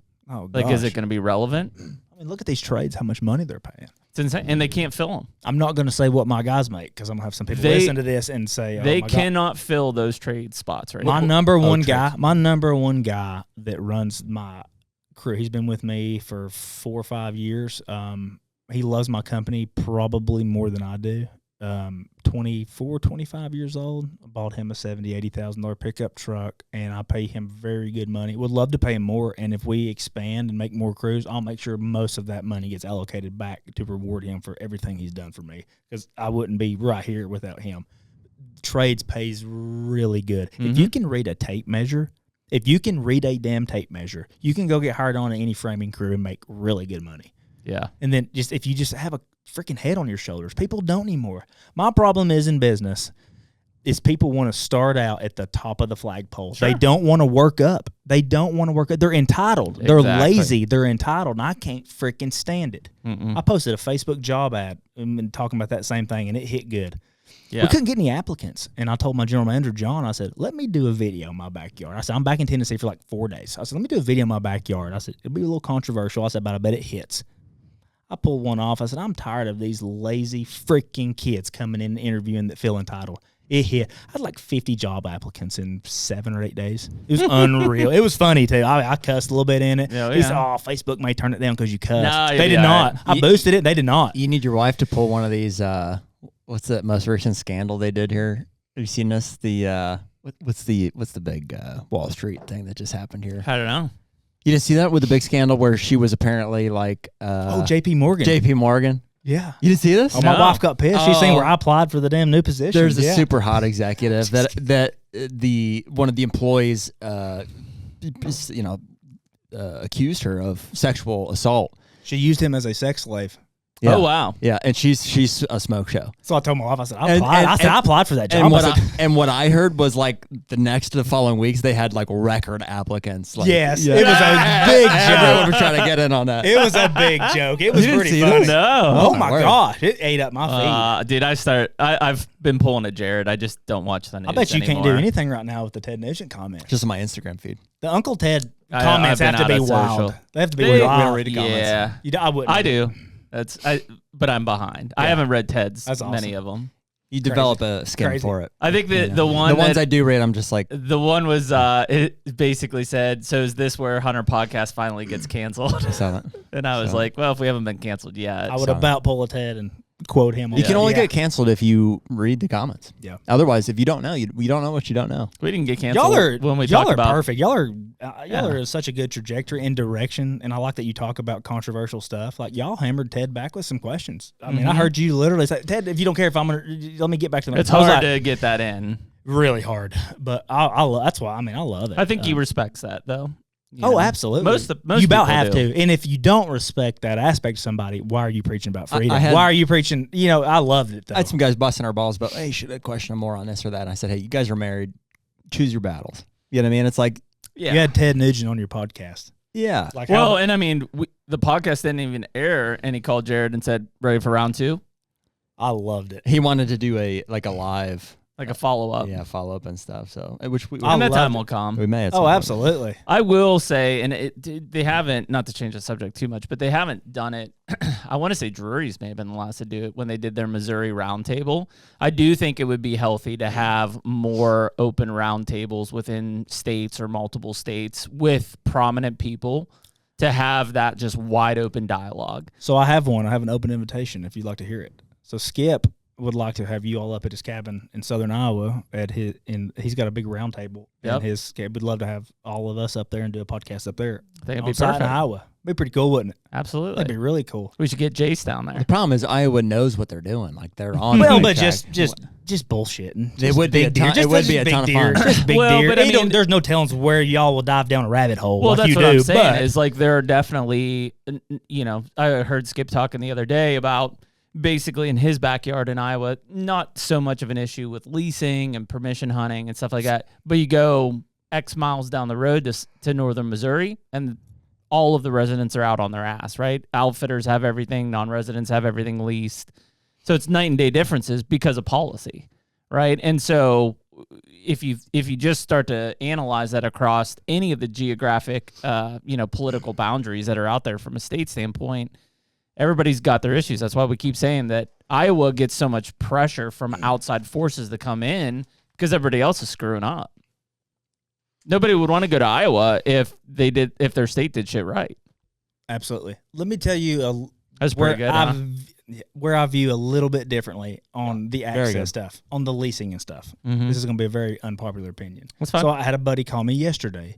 And he said, hey, I'm looking for a duck lease around Reelfoot Lake, Tennessee. Western Tennessee. I'm like, I know nothing about that world. I said, I could probably hook you up with some guys in Western Illinois. I said, I've met a few guys. I've got some contacts out there. And I said, but if you'll just go out there, I said, you're going to have to dedicate a long weekend, burn some diesel fuel, run out there. I said, eat breakfast every morning at a different diner. Hell yeah. Talk to people. Be personable. Offer them to go and be genuine. And I like working, so I don't care. Go fence for them. Yep. Go hook. You say, I'll haul my tractor down here. I'll do this. Bush hog for them for a day. Yep. I said, I promise you, if you spend a long weekend, you eat breakfast at a different diner every morning, meet these farmers. I said, eat lunch and dinner at different places every day. I said, I promise you, you will find you somewhere. Tip well on the locals. I found 2,000 acres of leases. I had help from one buddy on some of that ground, but I'd say I found 1,000 acres of ground in Pike County, Illinois. I'm going to argue that is the hardest place to find lease ground for whitetail deer in the country by walking around and using my mouth. Yeah. So what I say to that is... Well, be careful when you say that. Yeah. Well, yeah. Whoa there, Pierre. Whoa. How much land you got? I had a reduction. Oh, shit. But seriously, no, it makes how sense, bad do you want to kill a big deer? Are you going to take out from, I'm just going to use my hometown, East Tennessee. Are you going to drive 6 hours to southern Illinois? You going to drive 4.5 to southern Ohio? Are you going to spend the long weekend to knock doors? Yeah. You can find a piece. I will bet you anybody right now $1,000 to a Coke. I can go to any big buck area in the Midwest. You give me a long weekend. Now I may lease the ground. It may cost me $1,500, but if you ain't gonna spend $1,500 on a deer, don't say that you are missing out on the experience of a big buck. I mean, it costs a little bit of money to hunt big deer. Yeah, that's just the reality. It's just the reality of it. When I hunted public ground when I was a kid in East Tennessee. I didn't expect to go out there and kill a 180-inch deer. I just wanted to see a freaking deer. Yeah. Now I've elevated. I'm a princess. I'll admit I like the finer things, but I'm not rich. But I can go find a piece of ground in any county in big deer country. I promise you I can. I think the local diner thing, and it depends on where you're at on stuff, but that's a big one. And you know, I know we've done that in some of our places, even like our local bar where we're at in Western Illinois. Like, they know us by now to come in, just because when we're there, we'll eat there basically every night. We go for dinner there. We just show up and we tip well. What I do? Me and my uncle, we'll go places. We'll be at a gas station, restaurant, Applebee's, anywhere in these towns. Like, hey, I know you hear this all the time. You got people wanting for big deer property. Just if you know of anybody that may want to lease ground, say, hey, I'll give you a couple $100 finder fee cash. If you just put me in a conversation with somebody, just a couple $100, and we're good people, and you know how that goes. You got to take somebody at their word at that point. Say, hey, we'll help. We leave property. We own property ourselves. We leave property better than we found it. Just give us the opportunity. We'll give you a couple $100 finder fee. Just if you get that. If you're going to drive somewhere and try to get a lease in big deer country, a couple $100, you can afford that. Throw out a couple $100 bills and say, hey, get to work. I want a good little piece of ground. I don't care if it's 40 acres. I'll do it. You get a couple buddies together on 120 acres. I don't care what. I paid the highest lease per acre price you can pay in Illinois. 3 guys, if they have a decent job, and I say decent, any trade job, can afford that. Yeah, they can afford to lease in big deer country. Yep. The excuse of I can't. Oh, it must be nice to own your own ground. Access is tough. I get that. I really do. I get that. Access is tough. You can find it if you want it. But I know I can name 10 people off the top of my head back from where I live that have really good jobs, all the vacation time in the world built up. They won't take that time off. They won't go do it. Oh. And then they also go out and kill 125, 130 inch deer every year on their leases in southern any state you name. And they're like, you know, well, it must be nice. I could hold out on that 140. I could let him go if I knew I had it next year. Yeah. Take your happy ass up the road. Go eat with some people. Pay for somebody's steak dinner at Applebee's. What does it cost? $26 for a steak at Applebee's? People don't want to do the work. It's lazy. They want to get on Instagram. They want to scroll. Is it the work they're afraid of? Because I mean, you were saying the same thing earlier about the. It's the same mental block as it is with us buying our first farm. It's the just dipping your toes in the deep end like a little girl. Because you're right. Like, why won't they? It's simple. I say it's simple. People are going to say, "Oh, it's not." Give me a town. Give me an area. It's not I promise you, I can go find a lease somewhere. It may be shit, but I can go hunt in big deer country. I think it's. I think a lot of it is the comfortability and the fear of failure type of mindset. Fear of failure. You're going to get told no. And if you're... That's part of it. For sure. That's it's going to happen. Oh, my gosh. Well, people just can't take rejection right now, right? They're comfortable where they're at. So the guys who are killing the same bucks year after year after year in their hometown can complain about, well, yeah, it'd be nice to go to Iowa and kill 180, but... And it's like, well, you could, dude. Like, just put in for points, and then once you start to get close, you're going to have to make connections, either find a lease or do some homework on the public. Well, but once they get to that level, once it gets to the point where rubber meets the road and they have to do it, if they don't do it, then they fail. They would rather sit back and bitch for the next 5 years about not being able to do it than trying to make it happen. They think it's like going to death row when they get told no. It's not. I've got some of my best grounds by being told no. I'm like, I get it, man. I said, God, you got guys from gun hunters come in from the south and they burn up your property. I said, all I do is bow hunt. I said, all I do is bow hunt. I said, if I see fence broken, I said, you'll never hear about it. I said, I'll fix it for you. I said, I may flip you a picture, say, hey, I fixed this. But I said, you may not ever hear. I said, but I'll fix the fence. I said, we have cows in Tennessee. I said, I've got common sense. Shit like that goes a long way. Be genuine if you're genuine. Now, if you go out and bullshit them and then burn them, that's what gives people, that's what makes stuff like this hard. If you burn somebody, makes it hard for everybody else. But if you're genuine, it's not. You can do it. If you're passionate enough about big bucks, you can do it. I do still think there's a lot of people out there, and you, I think, are proof of it. You're on the other side of it. If you're willing to go and just be transparent and honest with people about your passion for what you're trying to do and what you'd like to achieve, and I mean, you're not hiding anything. Hey, here's where I come from. Here's what I've done. Here's what I'm looking for. People want to see people succeed. I really do believe that. And you've made some amazing connections along the way, and people want to help you out, you know? I've got lucky with some. I seem to meet the right people at the right time. It's not luck. Well, that's what a couple people have told me. But yeah, look at here. You found yourself onto this podcast. I mean, not that this is like a benchmark thing, but here you go. I think this is a benchmark. Out of just one interaction, you know, you've said, because we saw that right immediately. I was like, hey, this kid's hungry. You know what I mean? He's after what we love to do also. 4 hours ago, I watched Ted Nugent on your podcast, and I'm sitting here at your table. Yeah, it's pretty cool. And it's fun for us. It's fun for us because me specifically, have been in the exact same situation where Skip's like, move out here. Here's the farm. Buy it.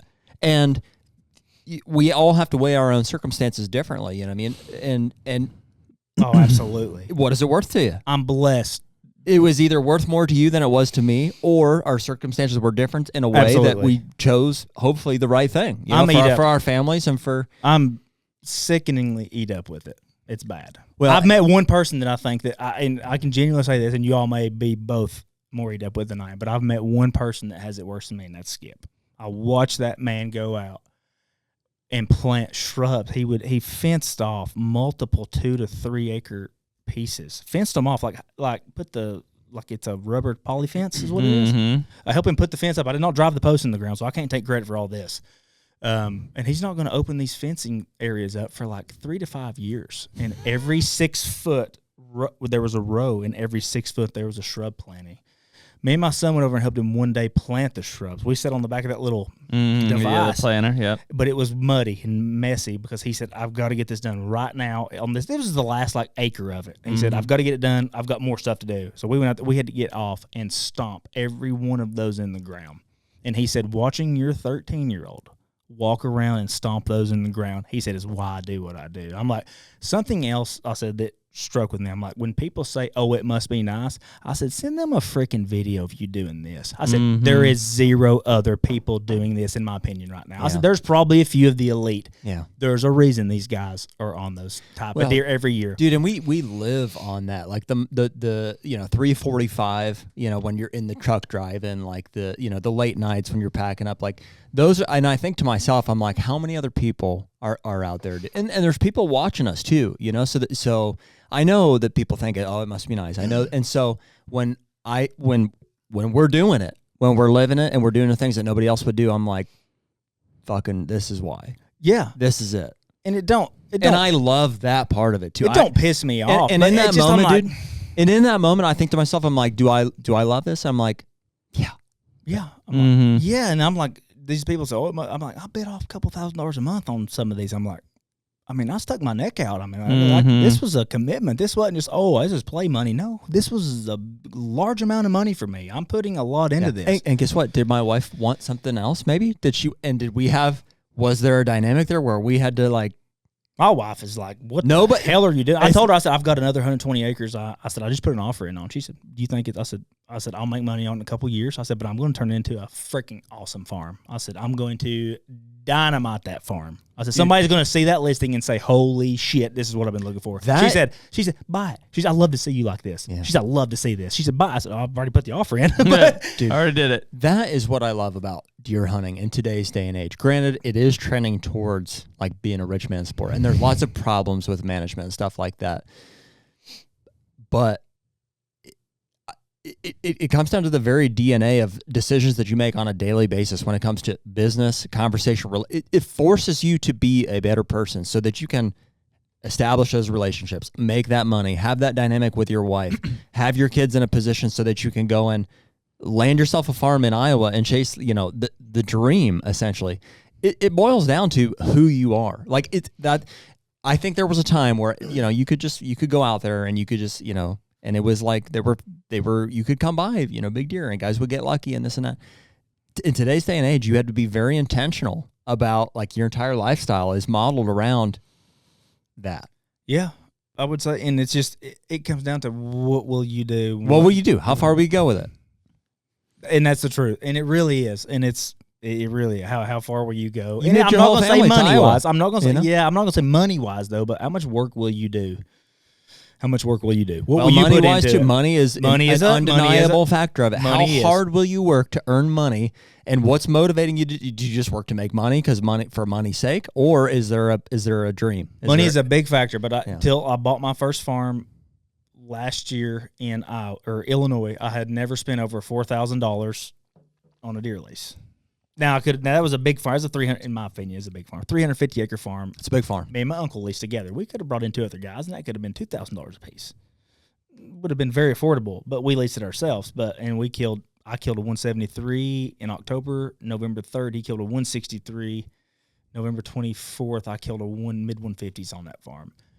you could find ways to do it. And you know, we didn't get to food plot that farm. It was a shit show. It was fun though. That was when hunting was fun. We had trail cameras everywhere. We had no clue where the deer were going. We had no food plots, no pinch points. We had a couple areas where like, okay, that's real thick. This is a pinch point. This is real narrow. It connects to a bean field, a cut bean field there. They're going to come through this area. We had no way of knowing. That was fun.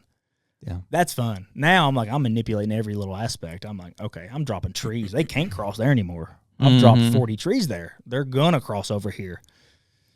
Now it's fun for a different reason. It is. I think that's the evolution. It's getting them to do what you want to do. And trail cameras have, you know, added and subtracted, in my opinion. You know? Yeah. When I grew up, trail cameras did not exist. Right. How many deer have trail camera killed for us? Or how many have how many have they left out there that we didn't know? Well, and how many times did we get a picture of a 145 and say, okay, after 2 months, that's the biggest deer I had on camera. Target that buck, kill him, and then pull the cameras. You know, you just... Well, there's nobody saying you can't have both, you know? So if you can tell what I would like is for guys you're like an us. Iowa resident, you get 3 tags. So shoot your landowner buck, shoot your other buck on your farm, you know, whatever, and have some other properties on permission or that you bought that are flipper farms or whatever, and go and don't run any cameras. What I would like is for guys like us that are blessed. We're not on the level of any of the guys we've talked about, by the way. Or y'all may be, and I don't know about it. I'm not. No. Have a couple farms in every state that we lease or whatever. Never run a trail camera on it. Document it throughout the entire season. Never put one on it. Document it throughout the entire season and get the end of it and say, which farm did I have more fun hunting? The 160 in Knox County, Illinois, where I had 15 cameras, or did I have more fun on the 78 acres down there that I had 0 on? Sure. That excitement when you hear that leaf crunch. Oh, yeah. You don't have a camera. When I was a kid, that's all you look forward to. I was in East Tennessee, or well, let's say Middle Tennessee. I knew there was nothing over 125 there. But when that leaf crunched, there's the drop time. Yeah. You know what I mean? Yeah. In your head. It takes a lot of the excitement out. Like, you know the cap. You know the ceiling. When you have those, you think you do. You think you do. No, let's be honest. I think we think we know the ceiling when you have cameras out. I would say, when's the last time a buck surprised you? When was the last time you were hunting and you turned around and you're like, oh, shit? My 173 I killed after my surgery, but we had pictures of him, but we just did not know he was that good. I was not after that buck. I was after another buck. But you knew who was he less there. than him. Yeah. But I didn't know. I had no clue. Mine was too. Mine was at 170. I was like, we had a nighttime picture of him, and I was like, I don't even know if when I shot him, if I knew that was the deer that we had pictures of or not. I just was like, that's a freaking giant. Yeah. I'm telling you, I would lay in bed Shot in Middle Tennessee. Shot the deer at like 7 yards at like 4:30 in the afternoon. He walked across the food plot and stood right there in front of me. Oh, yeah. Retarded. Yeah, it was crazy. He had penile reduction. Yeah, probably did.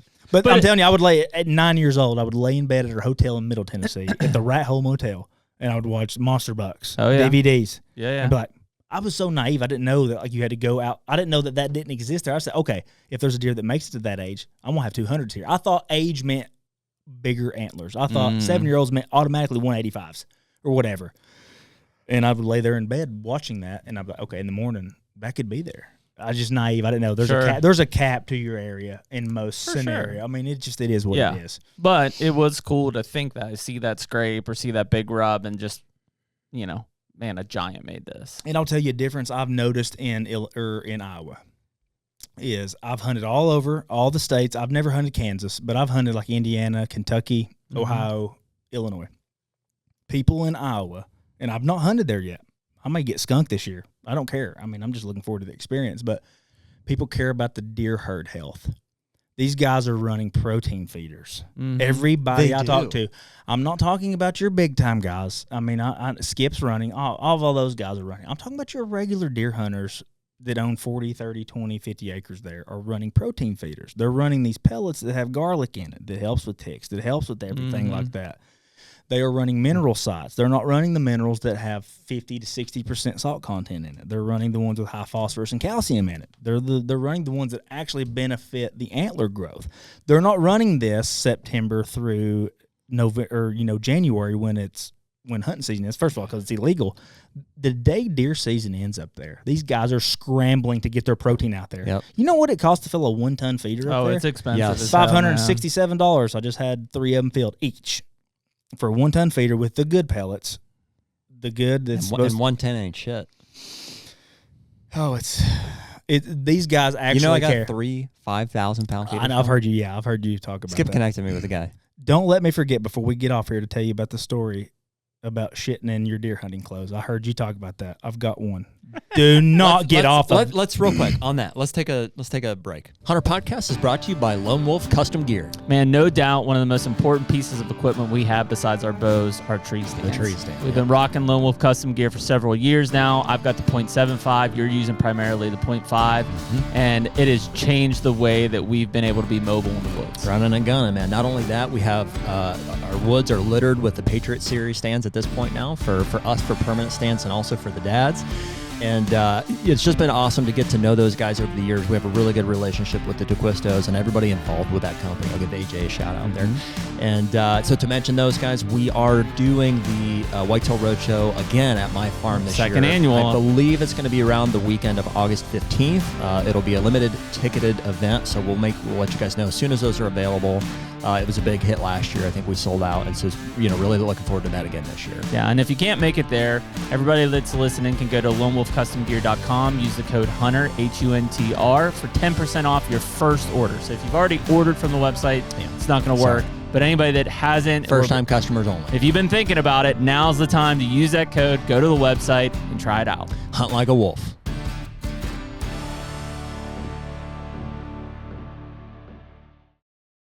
We've talked about this a little bit, Jared, but I just kind of want to hear Taylor's point of view, because obviously big moves, right? Making the move to Iowa, obviously investing in land there, looking at other land opportunities to potentially flip, and I know Skip and these guys have been doing it.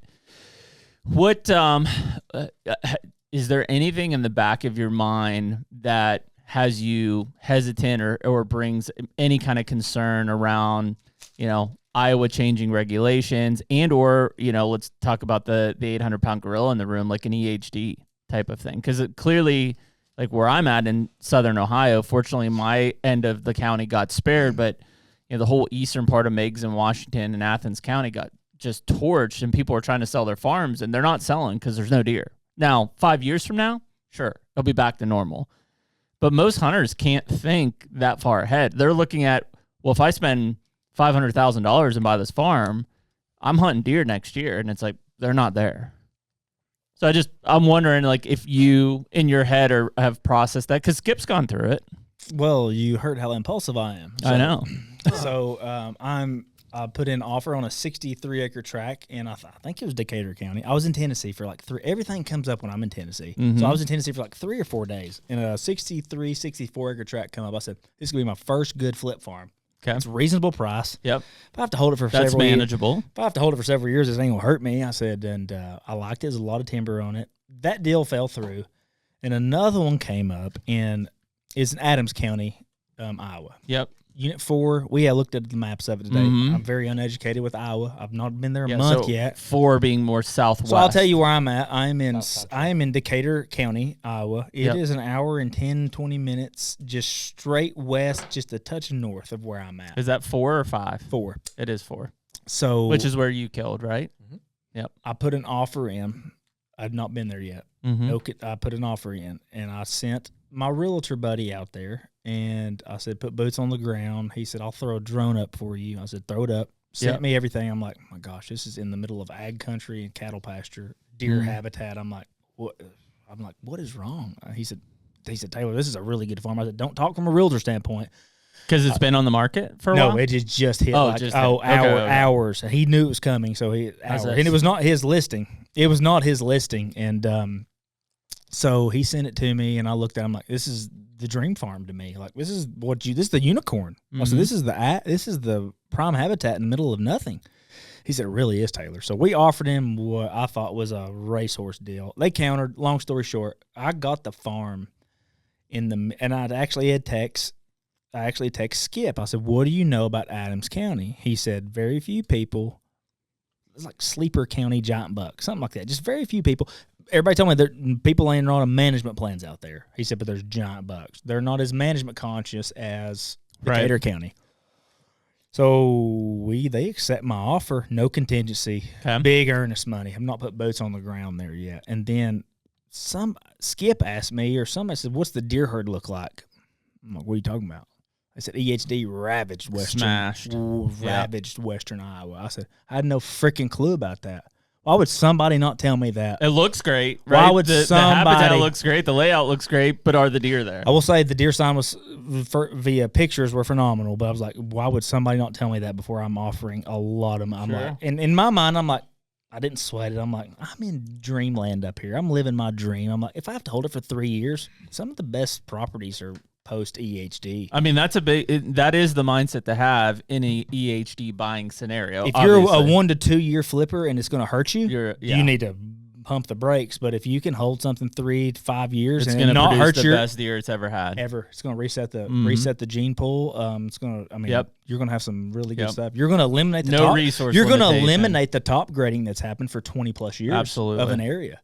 So that scared me too. Oh, my heart sunk for a minute. I was like, well, I had heard him talk on a podcast about how Western Iowa had bragged about how, it don't happen to us. And then all of a sudden, and then I was like, oh my gosh. But I started looking at the map. I'm like, this ain't Western Iowa. There's several counties in between it and the bordering state. I was like, this ain't as bad. And thank God, I've got cameras out now over mineral sites. And I'm like, I've got 5-6 bucks hitting 3 to 4 different mineral sites just on 120 acres. I'm like, I've got deer. But your mindset still is like, you're thinking at least 3 years in terms of a whole, not like I'm going to do some work and kick it back out next year. It depends. I've done a lot. In my realtor even said, I see a lot of people claim they do turnkey hunting farms. And I see they throw 3 hunting blinds out in a 1 acre clover plot. I said, put a gate up. And it looks like shit. I said, I'm going to go to work. I said, you don't know me yet. I said, but just, hey, I've sent him pictures and drone. And he's like, I've never seen anybody like you work on a farm like that. I love working on stuff like that. He said, we can get good money right now out of this farm. Like, I'm going to hold. I said, I have nowhere else to hunt this year other than my home farm. I said, it's a development. Yep. I said, so I'm going to hold it for at least this hunting season. I said, I'm going to monitor it, trail camera it to death. What better than to have good trail camera pictures to sell it with next year? I said, if the market's good next year, I said, and something comes available closer to my house. Yeah, sell it. I'll allocate. It's an hour and 20 minutes from my house. I had to load a 32-foot dual tandem gooseneck up with a tractor, planter, skid steer. It was a nightmare. I was like, if I can reallocate this back, like no brainer. Like skipping them guys, like most of them guys, like they just get on their tractor. Now, granted, their tractors are bigger and they drive 30 miles an hour. My little 70 horse runs 17 miles an hour. It takes me a long time. But they're driving their tractor from this farm to this farm to this farm. They can do that. Yeah. I'm sure they have something that I don't know about, but most of their farms got some out scattered, but like those are probably flip farms more than anything. Most of their farms, even most of their nowadays flip farms, are close to their home farm. So mine are not. But I want to get that way one of the days. But I wanted to dip my feet, and I wanted to get a really good deal, and I think I stole the farm. And me and the realtor talked. Just the pictures that realtor took of that farm, we could get another $400 or $500 an acre if you just take better. He didn't fly a drone. It looked terrible. Yeah. And per the EHD thing is like I don't want all my farms in one basket close, because if EHD ravaged that area, every farm's gonna get hit. I like hunting different herds of deer. Absolutely. Unless you can buy up, unless you're a billionaire and can buy up a 5,000 acre block, then you can control up more. I want to have 100 here, 70 here, 30 here. I want different herds of deer. So I've got a 7-year-old that rules the roost here. Yep. I want another mature, because if you just own a couple hundred acres, you can only house so many of those big older deer. I agree. And some of them are non-aggressive, some of them are very aggressive. But I mean,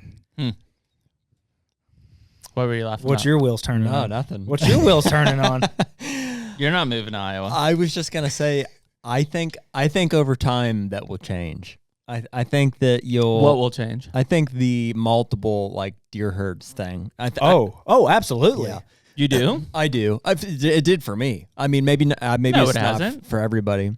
If I ever can afford the large acreage like I know some people have, absolutely. I'll reallocate all of those funds I've made over, let's just say it's 15 years. I'll put that in a big block of land, and absolutely I'll have me a big old block. Yeah. I can't afford that. You're saying right within now. A single state? Mm-hmm. Okay. Yeah, I think not just like in general, because I was going to say you have Illinois and you have Ohio. Well, right. But within a given state, I think you want to have a home. I think it's honest. I think it's in our DNA to want to have, like, strategically, everybody heard Mark Drury say 5-10 years ago that for EHD and diversity's sake, it's best to diversify farms. and have multiple farms all over the place. Yep. I think it's in our DNA, and it's inherent, like in us, to want to settle, to settle onto and have one, space that you can go and have your equipment and have your place to stay and have. You want to be able to accomplish your deer goals on that area. That's the only reason you would diversify is if you can't achieve the deer goals. But if you can on one place, it's better to be in one big farm. Well, in particular, a big farm where your where your home, like literally home base is. Yeah. Because just like anything we just talked about, it takes time. There's nothing worse than having to trailer shit all over the state. You're not going to be nearly as efficient. You're half an hour late every time you get up, or you have to wake up a half an hour early to go and get to this farm or that. You get a break off, and you're half an hour to get late to get back to. Versus, hey, I got share this stuff. 2 hours tonight. I'm going to go and knock this out behind. If we can all meet at the barn behind the house and say, okay, game plan for tonight. No brainer. You take the bike up here. I'll go do this. That's way better. I agree with that. I won't settle until I have the dream. The big block where you can tie it all in together. Can you envision that with where your farm is that you just bought? Not currently. It just can't expand. Can't expand. I think once it gets, I could do it this year, but I think I could kill really big deer there every year. But will it ever be what some of the people I know are doing every year? Because you just can't expand out. I don't think so. Mm-hmm. And sense. I'm learning that from talking to them. Like, just, don't get married to it. I'm like, it's hard on this one. I'm investing a lot in this house. I'm maybe put a pool in. We're adding. I've got additions scheduled right now on this house. That one's going to be tough. It's just stuff. I know that's what they say, but it's tough. It's just stuff. It's tough. Mm-hmm. And at the end of the day, how worth it? How worth it? It like as you get through them and you do this work and you'll, kill some big deer. I'm sure, and your family enjoy. Over time. You'll grow in, I think, to more opportunity. The more you network, the more you spend time there. Absolutely. The more you contribute to other people, and opportunities become available to you. You'll scale up, like Skip has done, into, Absolutely. And you'll want to see other people succeed on the farm that you had previously, and absolutely. And you will have given it to them in a better state than you found it. So my own farm, like Skip takes people, like I don't know if he said 20 or 30 people killed. And when he says management bucks. Yeah, they're 150 plus. They're big ends. It may be a 5 or 6 year old bully that's 165, and it may be to make room for a 6-year-old that could blow up. Mm-hmm. Yeah, and he's letting other people come kill these deer. A whole different people ball don't game. see that. People say, "Oh, I'll buy that. Oh, if I had 2,000 acres." If the regular old dumbass, and I'm just going to come out wrong, but the regular old dumbass deer hunter, East Tennessee boy like me, that didn't know anything, had 2,000 acres at his disposal. First thought in their brain is, I'm not going to hunt it for 3 years. There's going to be 200s. That is the furthest thing from the truth that could ever. You have to manage that farm. Yeah. And I asked Skip. I was looking through his cabin, his Mac. He had a 240 there, which was Angry, which his brother killed. He had the 230 that he killed. Y'all talked about right after he killed. Right after. So I don't even think he announced it yet, and we knew that he was going to. Yes, because I heard you say, I'll probably send a few people. I remember where I was. I was in a tree stand when I saw that. I was down in a little ditch hunting a little on the shell pit. Yep. Yeah, they're big deer. Have you seen them in person? You seen their reaction in person? Yeah.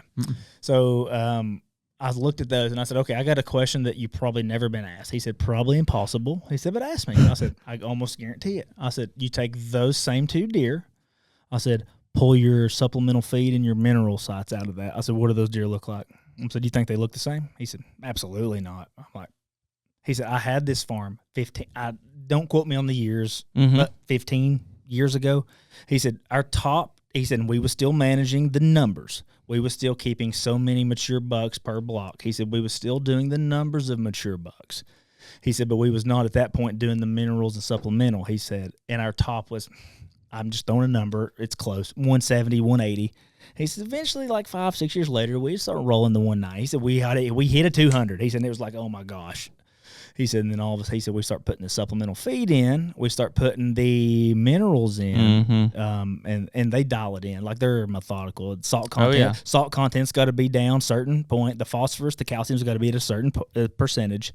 And he said, all of a sudden, he said, do you think it's coincidental? He said, did the deer, he said, did the genetics change? He said, no. He said, it's all this. They're hyper management at that point. It is.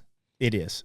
It's over the top of where most people will ever be. So that's my point. So he's on a broader scale. Yeah. He's on a little bit bigger acreage farm than your average person. A little bit bigger. But you take your average guy like me with the 120, So if we can get my 120, my 80 beside me, my 40, my 80, and let's all just throw out a mineral site.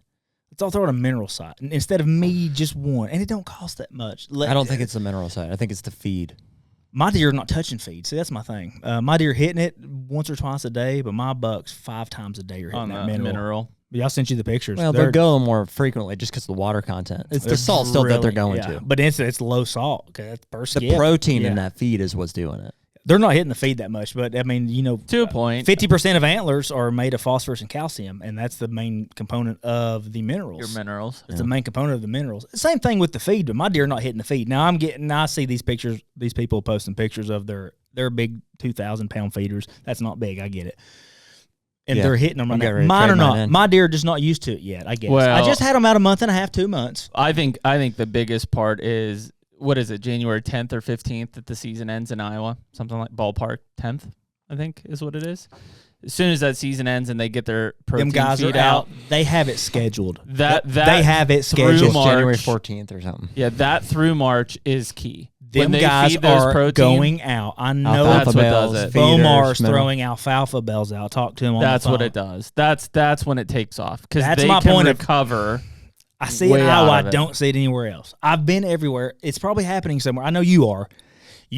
But I've hunted Southern Ohio. I've hunted. We can't even do. I mean, we can do it in Kentucky till the end of February. And then from March 1st to July 31st, we cannot feed in Kentucky. That's the dumbest thing you've ever heard of. And then I can dump a corn pile out starting August 1st. Yeah, blows my mind. Stupidest thing ever. Outsider, I'm dumb at this point. I know enough to be dangerous, but just the people out there that are doing that, I'm seeing on a landscape level, or just they care more about the deer herd. You all do. But I'm talking about your average guy. Your average guy in Iowa cares about the deer herd. They're spending their hard-earned money supplementing these deer's feed as soon as the day of the season ends. But you just have to find the gaps. Like from, let's say, April 1 till July 31, even in mid-August, between the crops and the natural forage that's coming up, dude, they don't need supplemental feed. Like, especially in Iowa. The soil's so good. Like, what's coming out of the ground and what's available to them from a crop standpoint, supplemental feed is not doing a whole lot. From January 1 to March 31. It's doing a lot. I don't think it's contributing much. You don't think it's contributing much in Iowa? Nope. Or just anywhere? In Iowa. You think you pull that away, what do you think the big buck numbers look like? Same. You think they're still tagging 240s without minerals? I think between the native habitat and the crops, they're getting all the protein they need. Now, in terms of some of these supplemental minerals, with whether it's selenium or calcium or phosphorus, the reason they may be hitting those mineralics so hard is because they're not getting that from the natural environment. Very possible. See, I say it's the opposite. So I see Southern Iowa. I've been there. I've told all my buddies, I'm like, there's nothing out here. There's no habitat for deer. Like your big time guys, when you drive by a farm, it's eat up with switch. You see 20 acres of switch. It's somebody that's in the industry. I mean, it's not. Sure. It's common sense.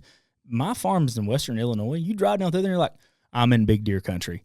Thickets, ag everywhere. My farm in Decatur County, which is essentially Decatur City in Southern Iowa, it's not eat up with any type of deer habitat. That's what blew my mind. I'm like, it has to be, in my mind, it has to be a combination of two things: the regulations and the people that are doing extra curriculars for the deer. I bet the natural habitat is underestimated. Mainly the what? Yeah, former. I bet the natural habitat's underestimated because of the soil quality there. See, now I don't know. My soil was poor. I had soil samples done. I spent compared to what? I showed you that. Yeah. Compared to what? I don't know exactly. Like if you would start to put soybeans in, like what's your bushel look like versus like even in Jared's farm, which is farm country, like his soil's shit. Yeah. My farm was shit in Western Illinois. My farmer gave me $185 an acre cash rent. Which my is farm in Adams way County, better than some of these other places. My farm in Adams County, Iowa, he would not offer me cash rent. He said, I'll do crop share or a custom deal. He said, there's no way I can give you cash rent. This ground is not going to produce. I was like, what are you talking about? I was like, it looks all right. So I said, I want no risk, so I'm not going to do crop share. I said, I'm not even purchased this farm yet. I'm under contract, but I was like, that's isolated to where I'm at. I'm not the big picture. Sure. I'm not the big picture. I've got 240 in Southern Iowa, and I had access to that acreage in Western Illinois. The habitat 5-1 better in Illinois, where I was at. So you start looking at the outside factors. What else is contributing to that? It would be hunter numbers. I didn't have deer with split twos. I didn't have deer with split brows. I didn't have kickers coming off. I didn't have any. I do think that there is a difference between like Illinois, which would be a non-bait, even non-mineral state, and one like Iowa and Kansas and stuff. I do think you see a lot more trash and antler development. And you start looking at the giants that come out of Illinois, where they come out of, whose farm they come out of. And honestly, the ones that come out of Illinois generally are pretty clean typicals. There's not a high percentage. Think of your big ones. Think of your big ones from some people, and think of what you've heard that they've done to their farms. Think of what type of companies they own. Think of what type of You think they're feeding and stuff? I would bet the boat on it.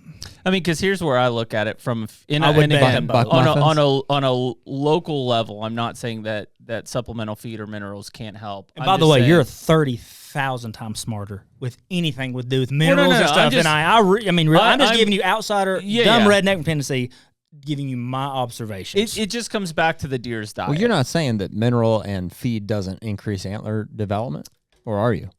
On a landscape level, I'm saying it does not. There's not enough out there to affect it on a landscape level. I mean, what does that even mean? Meaning, if statistical data, if study-wise, there's not. They've never proven it via study. Let's just take Decatur County, Iowa, for instance, and how many people we're feeding and how many mineral sites are out there. Decatur County, Iowa is not producing bigger deer because of that. That's not what's causing bigger deer to be produced. What would you think would be why they're producing bigger deer? Soil quality. Well, no. Rule out all those other factors. Age. Just say you can't feed a mineral versus no feed mineral. Do you think it's producing bigger deer for those because of those? No, not on a county landscape level, but literally on a deer to property level. Potentially. Obviously, it is. Potentially. Obviously. No, I'm telling you that obviously. Every person who didn't feed for years. Name 3 people: Skip, Lukoski, Bomar. Okay. Didn't feed for years, never killed 200s. Maybe saw 1 in 10 years. Same guys have property in Illinois.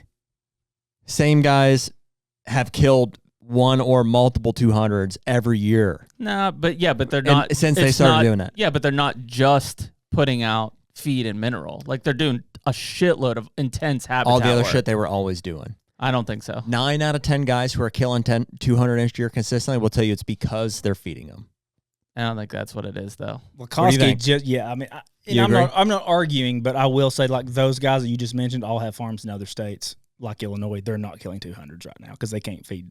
Not even killing deer on Lukoski has those farms. Lukoski has those farms. Well, yeah, but I don't think that it doesn't matter. Illinois is a completely separate beast that has different deer herd, different hunting pressure, different hunting numbers like that. So Lukoski versus Illinois, 30 minutes, 45. I mean, so it's regulations in Iowa that's producing the deer. For sure. It's definitely a big part of it. Oh, absolutely. It's genetics, I would assume. I think it's a culmination. I don't think it's genetics. I would absolutely say that's the genetics in Kansas are what's producing those giant deer for sure. They can feed minerals, can't they? Mm-hmm. Yeah, but again, how many people are doing that enough to influence a deer's diet? That's what I'm at. Do you know how much? Because I think it's a generational thing, and I'm dumb. Dude, you're so much smarter. No. I think it's a good conversation. I think it's a generational thing with deer. It takes maybe it don't take multiple generations of a deer, but when those genetics of protein and whatever the minerals it take to create those giant racks hit 3 years down the road, is it one of those things where it starts becoming part of the genetics? That's where you're way smarter than me. They can absolutely help them express their genetics. They can't without it, right? It becomes a limitation for their genetic expression. I will tell you that I had cameras over 100 across 2,500 acres of western Illinois. I had no deer over 163-ish is what I guess on camera. And I have 4 trail cameras on 240 acres of Iowa. And you've seen some of the, you've seen the pictures. It's regulation. You're talking about 6,000 non-residents versus what is Illinois? And I know they capped out because I heard archery capped out. Archery went over 25,000. That doesn't include the gun. I don't know if there's a better comparison than just pre-bait or pre-feeding and post-feeding on within the same regulation area. So you got to take Iowa, and it's just Iowa. And I'm telling you guys, y'all have been there more than me. It's sad to say, I'm a resident there now. There is less deer habitat, and there's less deer habitat there than Well, that's the biggest. Oh my that's gosh. the biggest defense of Iowa is that people will say, "Well, Iowa produces all the." It's like if you look at Iowa, there isn't a lot of deer. I don't habitat. know how in the hell they produce what they do. After I've been there, me and my wife drove through. I said, "There's going to have to be something drastically changed for me to buy here." I said, "This is not," and it's rolling hills. It looks like East Tennessee. It's not flat ag in southern Iowa. It's purely hunting pressure. There's not a lot there. I was like, this is I told my wife, I said, something's going to drastically change or I will not buy a farm here. I said, our farm in Illinois is way better than this. It's hunting pressure and it's the timing of the rifle season. Well, it's all of it. I mean, you can't deny that the feed and the mineral add all of them together. Must do something, but they have to first of all live to age, which is your regulation. And they also have to have good genetics. They have to consume enough. That's the problem with supplemental feed is like if a deer's eating, if an adult buck is eating 10 pounds per day, right? He's not eating 10 pounds of supplemental feed a day. Sure. He's eating browse. 2 to 3 minutes. He's out there in the bean field. He's over in the alfalfa field. He's doing this. Yep. But this time of year, there's not a lot of shit for them to eat. So I mean, it's the peak for your native forbs at this point. But we're right. Well, the trees just now got done budding and freaking. You're talking about a couple months ago, like March through a month ago, February through April. That would be the change. So I will tell you which is probably a big one. But my experience was my bucks, and I'm on year one, guys. Huge. I'm on year one. Right? My bucks were every morning. They were about 2 to 5 minutes. Mm-hmm. Constant. Now I kept them out. I didn't let them dry. I didn't let the powder disappear and the rain hit them. I let the powder stay on the ground. Yeah, you had to keep it fresh. Of course, I lived up there. I was up there, so that's the advantage. Obviously, they was there, and then they would hit it again midday, 1, 2 p.m., and then every evening like clockwork. They was there for another 3 to 5 minutes. I don't know how much they was eating when you'd pull a video on your trail cameras. Mm-hmm. They'd look, they'd lick, they'd go down, come back up. I don't know how much. Well, that January to March timeframe is critical because of repair from the rut. Everything. That means they hit end of March, April when all of the native habitat explodes, and they don't have to make up a deficit. They can start putting it straight to antlers. That's what I asked Skip. I said, okay. I said, so you got the minerals. You've got the supplemental feed. You got your feeders. You've got everything dialed in. I said, then you do your TSI. You got your food plots. You got all that. I said, you add all that in. You times it by 10 years of management. I said, is that what equals this right here? I said, is that what it equals? I said, those many years of doing all those things, not just the feed, not just the redneck that goes out and says, oh, I'll put the best mineral out because I can afford it. Or is it years of this? It's everything. It's all of it, yeah. Yeah, it's a combination of all of it. He said, and I've worked my ass off to get this quantity of, he's got that much ground there where he can do it. If you're in good ag country and you do habitat work, I don't think you have to supplemental feed from the end of April till January again. I think there's enough out there that will suffice those deer and grow them and max them out. To no end. I mean, your average conventional soybeans carrying 30% protein through May, June, July. What adds to the most antler growth? You're smart in this. Because I know their antlers are made of 50%. It's protein. They have to have protein. Okay. Because I just know their antlers are made of calcium, phosphorus, selenium. They have to have crude protein. It's an interesting time frame to consider. But beans don't hit till, hell, mine, I just drilled mine last week. Well, and here's the other thing is that they can't. I've got deer like this right now. They can't process. Like if you fed them 40 grams of protein supplemental feed, their body can't, just like our bodies, we can't process that. At the max, it's like 20%. His can handle protein. 20 His grams. can handle protein, not ours. So at 20, if you're looking at your 20% crude protein levels in a feed, I would say all of that's not digestible, right? We know that's all not 100% digestible. So maybe they're getting 16 to 18% because the rest of it's just, they're shitting it out of the system. That is an interesting question. Like, does the supplemental feed from, whatever he said there, I mean, think April about it and May April through September, does that matter when it comes to antler growth over the long term? Or is it I don't think all it does. attributed to, I know, that's what you just said. Does the February to April timeframe, is that the main importance? That would be focus? If you're feeding to have an advantage strategically on the body condition and in particular antler size.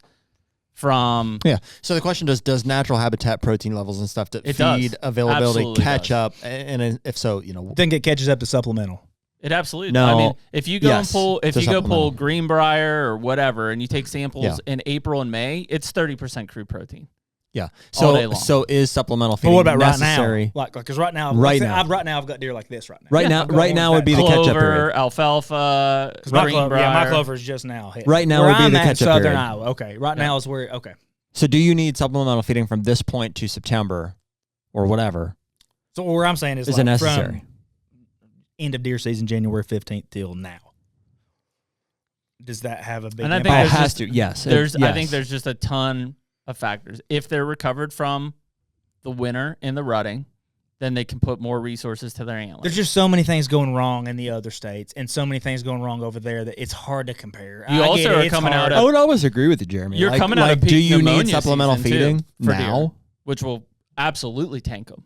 Like if deer come out of February, March with pneumonia, dude, they will be 30% below their antler potential for their age class. And how do they get pneumonia? Just educate me. They just get sick. From just what? like you and I get sick. Okay.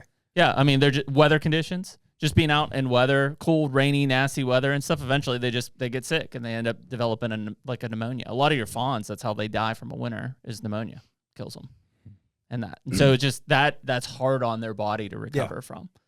So like all of those things just have an effect on it. Same with deer populations. Like frankly, in an EHD area, they're better because they've got resources. Well, so much less. First of all, social stress, and then just huge. There's everything stress. Huge Their resources are natural. available. Yeah, their woody brows. Space. Everything is just flourishing, and they're just sitting there. It's a fair point, Jeremy. I mean, it'd be a question. But take a farm like there's a farm for Golly, I don't want to say that, but there's a farm for sale in Pike County, Illinois. It's 4,600 acres. Look at all their trail cam pictures. And you're like, for 4,500 acres. That's all you got?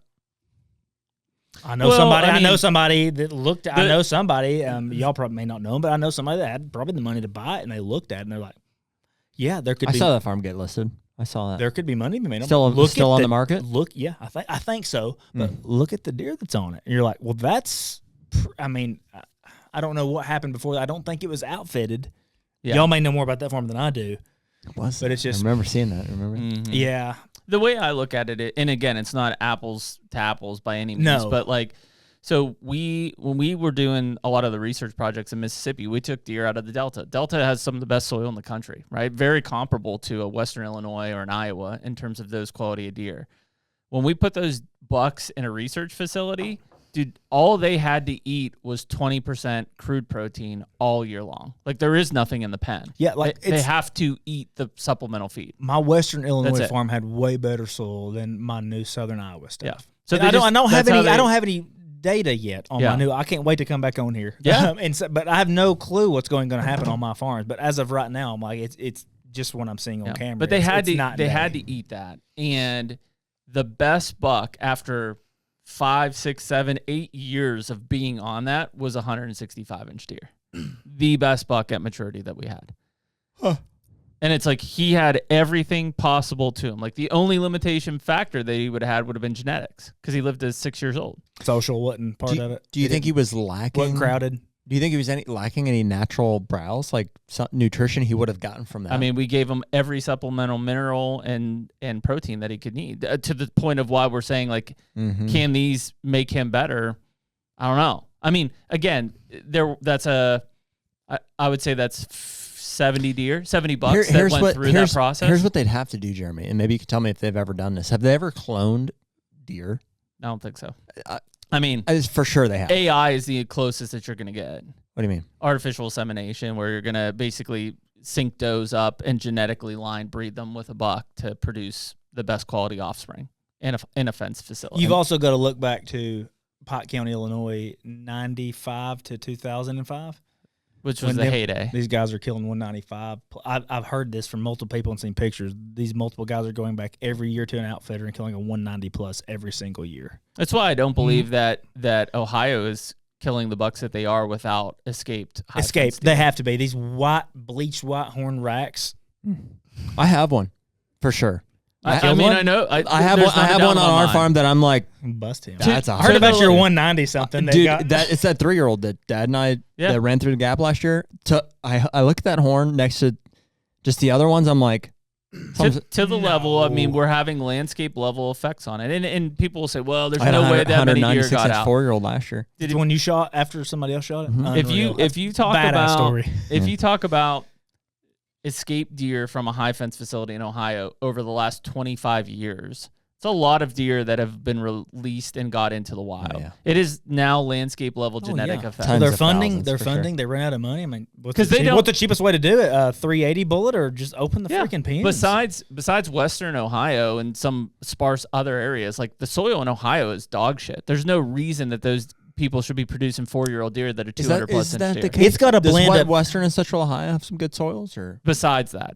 It's South. I know where we're at is not great, and so is the South. Like Southern Ohio is dog shit. Where I had like southeastern Ohio, Lawrence County, like it was a blend of like huge rolling hills, almost big woods. Yeah, big These deer hills. could hide. These deer could hide and get to 5 or 6. You never seen them before. Exactly. They produce some big deer. Not many, but you hear these West Virginia deer that get killed there in the 200s, and you're like, oh, it's just age. It's just age and freak. They say acorns. Genetics. They just say acorns and browse all the time and hid. Yeah, it's freak. Probably had them a few ladies tucked in. All right. I mean, some structure again. Yeah. Bring us back to, so you communicated with Skip and said, hey, I'd like to find a farm. And so Skip found you a farm and you bought a farm? So he did not. So he tried, but no, Joel, my good buddy from who owns Diamond Blinds, who I'm now with, called me and said, hey, do you want to be neighbors with this guy and this guy? I'm like, oh my gosh. So I think we talked about that already. Which in hindsight down the road, I think you'll say maybe not, but we'll see. We're buddies right now. And here's why, because of their availability to go and kill the deer that they're after. I heard one time, I have more availability than any human breathing air right now to go kill a big deer. Then you're at least on an equal playing field. The problem with what you think are good neighbors, like a Mark Drury, is like when the deer shows on trail camera. Yeah. He's there, and the deer's dead. Yeah. Oh, absolutely. Hey, and they own way more property. Somebody might think, hey, Mark Drury would be a great neighbor. I think he'd be a terrible neighbor because he'll kill him. Yeah. And Mark Drury's not my neighbor, but I have. But if he was, I'd put a fence up. He's a neighbor of a neighbor. That's another topic I don't like. I see a lot of those. I've seen some. In Iowa? I have seen some. Interesting. I can't talk about where they're at. I've seen some too. I can't not talk about where they're at. I have seen some. More than you would expect? Like... For being in Iowa, I guess. Because I expected in Ohio, just because of the baiting thing, right? I've heard of a couple in Illinois from a couple of your one of your big time guys. Which I honestly poo-poo that in Illinois. Like that's just dumb. Ohio, any bait state, I get it because of the way that can be influenced. I've heard of a couple of my close by people, high fencing neighbors. Wow. Because of, stuff like that. It's not my cup of tea. It's not what I'm going to do. It is not worth it enough for me to high fence somebody. I don't own enough property to high fence. It's just not my cup of tea. I mean, I love deer. I think I'm as eat up with as anybody. Like I said, I've met one person, in my opinion, that works harder at it than me thus far. But the big ones are cool because you can't just kill them every day. That's what makes them cool. Yeah, that's my problem with a fence. That's what makes them elusive. Like it's these people. I keep going back to Skip, but look at Skip. That I know of, they've got 2 mega giants on the wall. They have owned prime ground for a long time, prime Iowa in a long time. They got 2 megas on the ground. But that's what makes it cool. They've got the Angry, and they've got that one y'all had them on the 230. I mean, they've got some other 200s, but that's their megas. Like you start thinking, well, if I had this, what are you gonna do? They've had these for 20 plus years and owned a lot of property, and they do everything to keep them there. I worked with him. I seen this farm. I drove across it. Nobody else is going to do what he does. But I guarantee if he fenced a few sides, he probably would have more of them. Probably he will not. You don't think he would? He will not. If he fenced a few sides? Oh, he would. He will not fence a few sides. That's what I'm saying. Oh, he will not fence a few sides. But if he did, he would have more of them, and they wouldn't be as special. Absolutely. That's my point. You think so? It lowers the value. Yeah, I think he would have more of them. Because the neighbors wouldn't kill them. He would have to kill more of those 160, 170, 180, 5, 6-year-olds that he don't think has the potential to make that huge explosion. But no, there's people close to me that have high fences up over a portion of their property. It's not my cup of tea. I'm not going to. You're not gay. Yeah, I mean, I did have the penile reduction, but I mean, I'm not gay at the end of the day. I mean, $20 is $20, but yeah, it's not my cup of tea. I'll use my mouth to get a lease. I mean, don't get me wrong. Son of a, if people take snippets out of this and send it to my buddies back in Tennessee, we're going to be some fighting sons of bitches. Sign up for this, by the way. Yeah. You did. I did not sign an NDA, did I? No. It's implied. Well, implied consent. I don't like the high fence stuff. I'll never do it. I don't care what degree I ever get to where industry takes me. I get why people are doing it. The frustration around it, the amount of time, effort, money for your neighbor to just reap the benefits per se. Don't brag after you kill your 200 that you did it free chase then. You can't.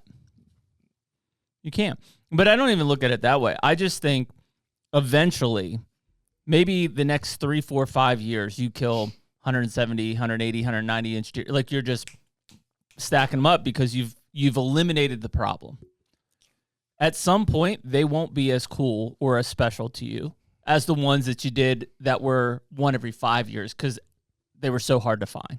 A lot of people will never know about it either, is the thing.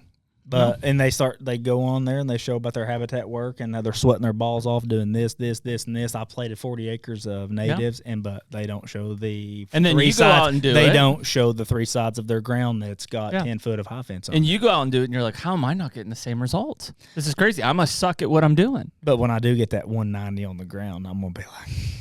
We're gonna go back on those. We're gonna go back on those pictures and videos of me spending all that time on that skid steer, digging those water holes, or doing everything. Everything's gonna be special. Like, it'll mean more to me than holding one of those monsters because I did the high fence. If that's what leads to that, I don't know.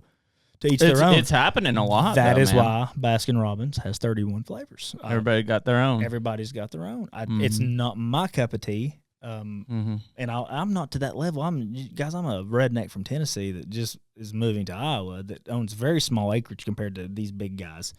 Hopefully in 5 years we have different conversations. I mean, my number one life goal right now. I mean, I'm moved to Iowa to turn farms into really cool things, sell them, and up my game and to own more acreage. Well, I was gonna ask you, like, you still own your business in Tennessee? Like, is there work in your are you working in Iowa? Yeah, I mean, well, I bought that farm, so I'm under contract. I'm not even closed on it yet. But I mean, are you job? Is your job just? I'm unemployed. I'm unemployed in Iowa. That's what I was getting at. Oh, I will never be. I took a job because you still own the business. Still own the business in Tennessee. My job in Iowa is to buy and sell farms and just enjoy life. There you go. That's what I was asking. Yeah, and then I took a job at Diamond Blinds. I'm going to help. There you go. I'm going to help him because he's just a big-hearted. That's what I was asking. Guy. Is like what? Because obviously you can't just keep buying farms. Like you have to make money or have money or do something. This is true. I have income coming from my Tennessee company that is helping me. There you go. And then I sold my Illinois farm. That helped me a little bit. That's a huge part of your 1031. Yeah, a good couple of moves. Most people would look at that purchase of my Illinois farm and gagged because I had a payment that was sickening. Yep. And then I made money on it and turned it into something. I owned it 1 year. And so you use that and rolled it into the next stuff? Oh, yeah. Yep. Yeah, I mean, very good on that transaction there as well. It was, and everybody looked at me like, what a dumbass to spend that on a deer. But I made a lot of money in 1 year just by owning that farm. But I worked my ass off on that farm. But that's going back to the kind of fear of that next step. Like, it is a big difference. Like, just round numbers. If you're going to buy $1 million farm, you probably need $200,000+ to the table to close and be prepared to spend $4,000 a month on your payment easily. And so, but once you take that step, right, and you make the farm better, you get equity. Farms are just appreciating like crazy year after year. You sell that for a profit. Now, you don't want to take that because then you're going to take your capital gains tax hit, but you then roll that into the next big farm or multiple farms, whatever it is. And if you did well on it, now you're in the equity game. It was the light bulb, almost the equivalent I had after my brain surgery, good diagnosis, when they said it's not cancerous. Once I sold my first farm, then you realize. First of all, I didn't buy that farm to flip it. I bought that farm to be my forever farm. Right. But I didn't. I mean, I just worked on it. 15 acres of switchgrass, screening, diced up bedding. I mean, I worked 6 water holes on 120 acres, something like maybe 5 or 6. And it just, it was like a light bulb. I sold that farm and I was like, now what? I did very good. I'm like, I didn't even try on that one. Yep. I didn't try to make that farm appealing. Yep. I just did it for me long term. And now I'm like, I can put some more work in. That's what it takes, man. It's that first step. I walked up to Lee Lakoski at the Iowa Deer Classic. Him and Skip was about to speak during a seminar. And I walked up to Lee and I said, dude, I know you get hounded every single day. I said, but I shook his hand. I said, your ass cost me over $1 million. He said, what are you talking about? He started laughing. I said, I watched your intro to your hunting show, and it said, if you want it bad enough, sometimes you just got to take the leap. I said, so my dumbass took the leap, and I bought a farm in Iowa. He started dying laughing. I was like, yeah, seriously. I said, like, I mean, all this has come together to that moment. Yeah. It's I'm enjoying the ride right now. It could end tomorrow, but I love it. I'm obsessed. I'm just obsessed with it. I think that's the way to look at it. You just have to, and again, don't take the leap if like literally you can't make the payments meet on your current situation in the back end. That's stupid. That's Absolutely. Bad financial advice. But if you're sitting there with cash coming in and you're putting it in savings or you're investing it or whatever, and this is what you want, like do the numbers, man. Buy 40.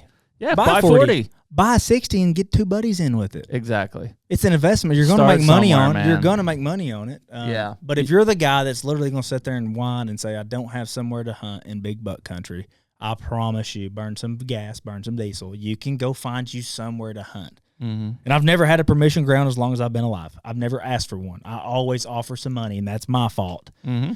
I probably could have, but I always say, hey, I'll pay for this. I want it all to I would rather have this 60. I'd rather not have to deal with other guys coming in here hanging tree stands. I'd rather just have this little property to myself. I'll pay you. What do you think? $500-$600, whatever it was. Fair money, overly fair most of the time. But if people will go put in the work, they can find it. In good deer country. If you're in East Tennessee, you can drive 4 hours being southern Ohio. And I know even with the baiting, you can still find some ground around there. They're there. I know they are. I know it's harder.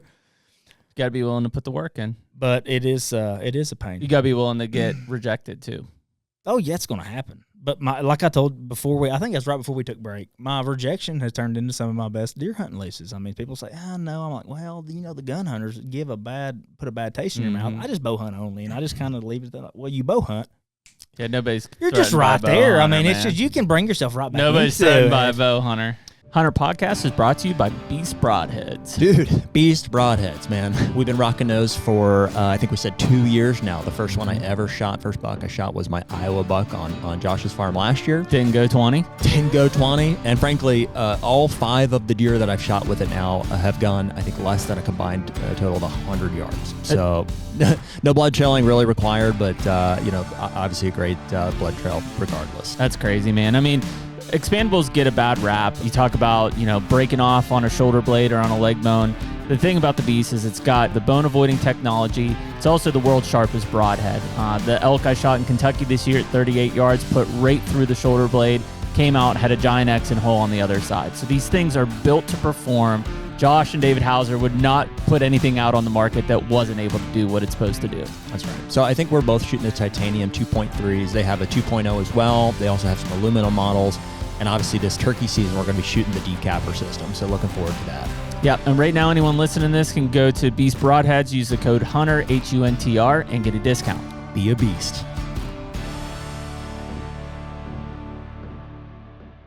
I think that between like where you're at right now, well, you're about my age. It's between 30 and like, I'm not 35 yet, but I'll be 34. Creeping up on it. Yeah.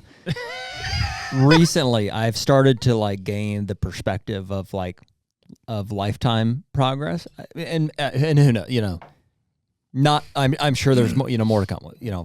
From 35 to 40, you learn another phase there, but like, I have seen some results come from things that I've been doing for 5 to 10 years, which at 20 to 30 I had not.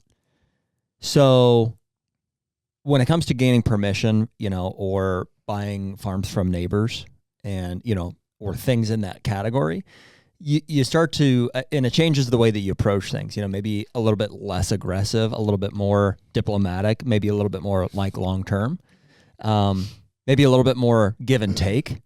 Yeah. I think you start to like learn that, okay, even in terms of your own farm, projects that I'm going to implement, this may not benefit me for 5 to 10 years. And Skip will tell you this too, on his own farms. It's like, I'm going to do this because it's what I love to do and it will benefit this thing over the long term. Profitability, ? But I love to do it. I want to see the benefit. I'm going to do it. So you do it. You invest that in the property, you invest that in the neighborhood, you invest that in a relationship with neighbors and relationships with other things. And dude, I think the opportunities on properties to hunt big deer come. they come pretty organically. I think they do if you really want it bad enough. It's just it comes down to how bad do you want to go out and kill big deer. Yeah, it's not the Instagram dream world. It's you don't see. I've been in big parts of big deer country for years, and I've only killed one deer in the 170s. Yeah, it's not easy. Well, it's not easy. It's not a guarantee. You're not gonna just because you see it on Instagram don't mean that like your privileges have been revoked because of all these big time landowners. Dude, and it's just, man, just because you see it on camera on the property you're hunting doesn't mean you're gonna kill it. Well, oh my gosh! And also just high fences are proof that the inches of antler does not give you what you want. You know what I mean? So you can kill a 240-inch deer out of a high fence and like, okay, great, great, there it is. There's 240 inches. So it's obviously not that. It's not the inches of antler. So what is it? You have to back it up and figure out, what do I love about hunting, about the experience, about this, chase, this encounter with, these individual deer or whatever it is. And everything that happens, with the journey along the way. So what am I looking for? I want to feel at home that's where the multiple farms versus one farm kind of, I think, comes into play. I want to feel settled on a beautiful place that I feel at home, that I can enjoy, and that I have these encounters with these, deer that I've influenced or that I've, had an impact on over the years, and to have the experience, and then to be able to share it with the people that you want. That's the goal. That's my take. That's my take on the goal. That's a golden hunting experience. Yeah. I would give every farm I have right now, every big buck experience, to go back to Middle Tennessee and knowing the ceiling's 115 inches. I agree, and sit there and deer hunt with my dad. Yeah. I agree. At the end, we would if somebody killed a 7-pointer, it's like holy shit, it has 7 points. Mm-hmm. God, we got to go see that deer. Check-in stations. Do you remember check-in stations? Oh yeah. You go to the gas station, get your coffee and chicken gizzards in the morning.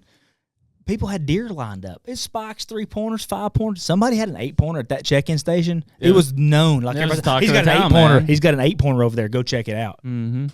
That's another thing I have a disagreement with on like the earn a buck. Like there's going to be ghost deer everywhere. You have to have a physical check-in station. Nobody has the resources for that. The only way you get your earn a buck tag is in person at the check-in station with your harvested doe. Yeah. It'd be the only way to make that ever work, if that was even going to work. It'd be the only way to make it work. It wouldn't. Yeah, no, in my opinion, no. For it. You know how hard it is to check out a doe online? Oh, I know. Boom, done. Well, and dude, your situation, I think, makes us all grateful for opportunities to hunt with our dads. It's like enjoy it. Oh yeah, enjoy it. That was I'd give any of those experiences up for any of these big buck things I'm chasing now. Just enjoy it. Enjoy it. Really, enjoy the little things. Enjoy fried potatoes and onions out there on a cast iron. Just enjoy the little things out there that you're like, oh, God, I'm ready to get in bed. I don't want that fried smoke smell on my hunting clothes. And you were in the moments and you didn't realize it. Dude. Now I'm like, I don't want that smell. Like I'm not going to have my hunting clothes anywhere near dinner. Like, let me go change before I come in there and talk to my wife and kids before I go hunting. Enjoy the little moments because it's short lived. It will end at some point. But yeah, that was the good old days of hunting. I feel grateful for that. I think that I don't know what it was, our encounters with mortality, or just, and your dad had his cancer scare a couple of years ago.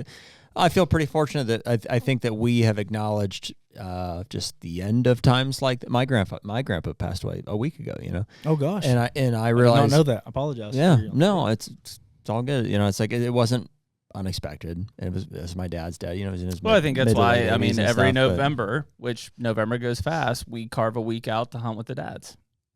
That's awesome. There's for sure other places we could be to kill bigger deer during that time frame, no doubt. But it's like we make sure that week we know we're doing deer camp with the dads, and it's like whether it could be dog shit, could be the greatest ever, it could be rutting like crazy, could be lockdown, but we're there. Is it not fun though? Oh my God! It's y'all cracking beers? Are y'all? We're doing live podcast, cracking beers. Well, and it comes with like, so as much as we love to deer hunt and we love the strategy and we love big mature bucks and everything, and we spend the whole season prepping for that stuff. You let your guard down. When it comes to hunting with your dad, Guard's it's down. like, I just want to soak up the time as much as my dad's not even like that good of a buck hunter. You know what I mean? And I think he would. I would say that old. I was like, yeah, he's not that old. He's not that good of a buck hunter. Oh, whoa. He's not that old, and he's not it's not that he's a bad deer hunter, but he's a camaraderie hunter. Yeah, his dad did not make it through all the Ted Nugent podcasts. No, he's thinking, he said, this dumbass from Tennessee, he's not gonna listen to all this either. No, Ted dropped the F-bomb once, and he was like, I'm out. I'm just saying he's not thinking about it as far as like strategizing on how to get. He's not thinking about it 5% of what I'm thinking about it on a year. It's just not his thing. But my dad was not either, and that's fine. What I've realized over the years is he likes to spend time with me, and because I'm passionate about this, he's on board. So that makes me want to turn around and reciprocate. I want to spend time with him, and even though we're not seeing eye to eye on how to, who cares? Exactly. So if we can burn one of them, get as close to the goal as possible, burn one of them, and have fun together. Burn one of them 4-year-olds. If your dad can go out there and say, you know what I mean, wrap his hands around a cool 8 or 9 point. And it extends beyond just my dad. It's my uncle and it's guys that hunt with us. And to varying degrees, I want us to have a goal and to have standards and stuff, but I want us to have fun at the end of the day. So that's transitioned into my kids. Yeah, that's transitioned into my kids. So I hold them to a standard with deer, but it is what it is. Kids, you can't spoil them. You can't let them kill these damn big deer that are running around. So, but my son wants to go out and jump on that skid steer. He wants to grab him a joystick. Go for it, man. Dig him a water hole, put him a rub post in the ground, hang at a tree stand, and a good one shows up there, short of one of my target bucks. As long as he did the work. Put an arrow in him. Heck yeah. Put an arrow in him. That's badass. That's if they want that. That is badass. That's if they want that. I'm not gonna say, hey, you've got to do this to kill these big ones. But if he says, okay, well, you know the code. You know the code to the skid steer. You know what? I texted Corey the other day. And Corey's, older than I am. He's my, like an older brother to me, kind of. But I've mentored him from a hunting standpoint, and he's killed some good deer on our farms and stuff. I sent him when we put in for our Iowa points the other day. I said, hey, dude, put in for this. I make him buy his own points. I mean, he's a grown man. He's in school to become an attorney. He's like in mass tort law type stuff. And he'll be hunting his farm one day. Exactly. Yeah, probably. Exactly. Probably. And so I'm like, hey, dude, put in for this, and someday, when you graduate from school, and again, he's like 36, 38. When I said, when you're done with school, I'll make sure that this happens. You just put in for your points. Yeah. Get it done. Build them now. We'll get you to Iowa. Yep. I got a buddy, Taylor. I know a guy. So that's where it comes. It's like, dude, we're all just, I'm a poor redneck right now, but one of these days I hope to be able to help people out. There's one person on my list, and he's listening to my uncle when he draws an Iowa tag. Yeah, mine too. I'm putting him on a big. It's mine too. I'm putting him on a big buck. We took my uncle on his first Kansas hunt last year. Dude, he was for sure my inspiration. He, you talk about being on a fast track to hunting big bucks, and for that being the goal and stuff.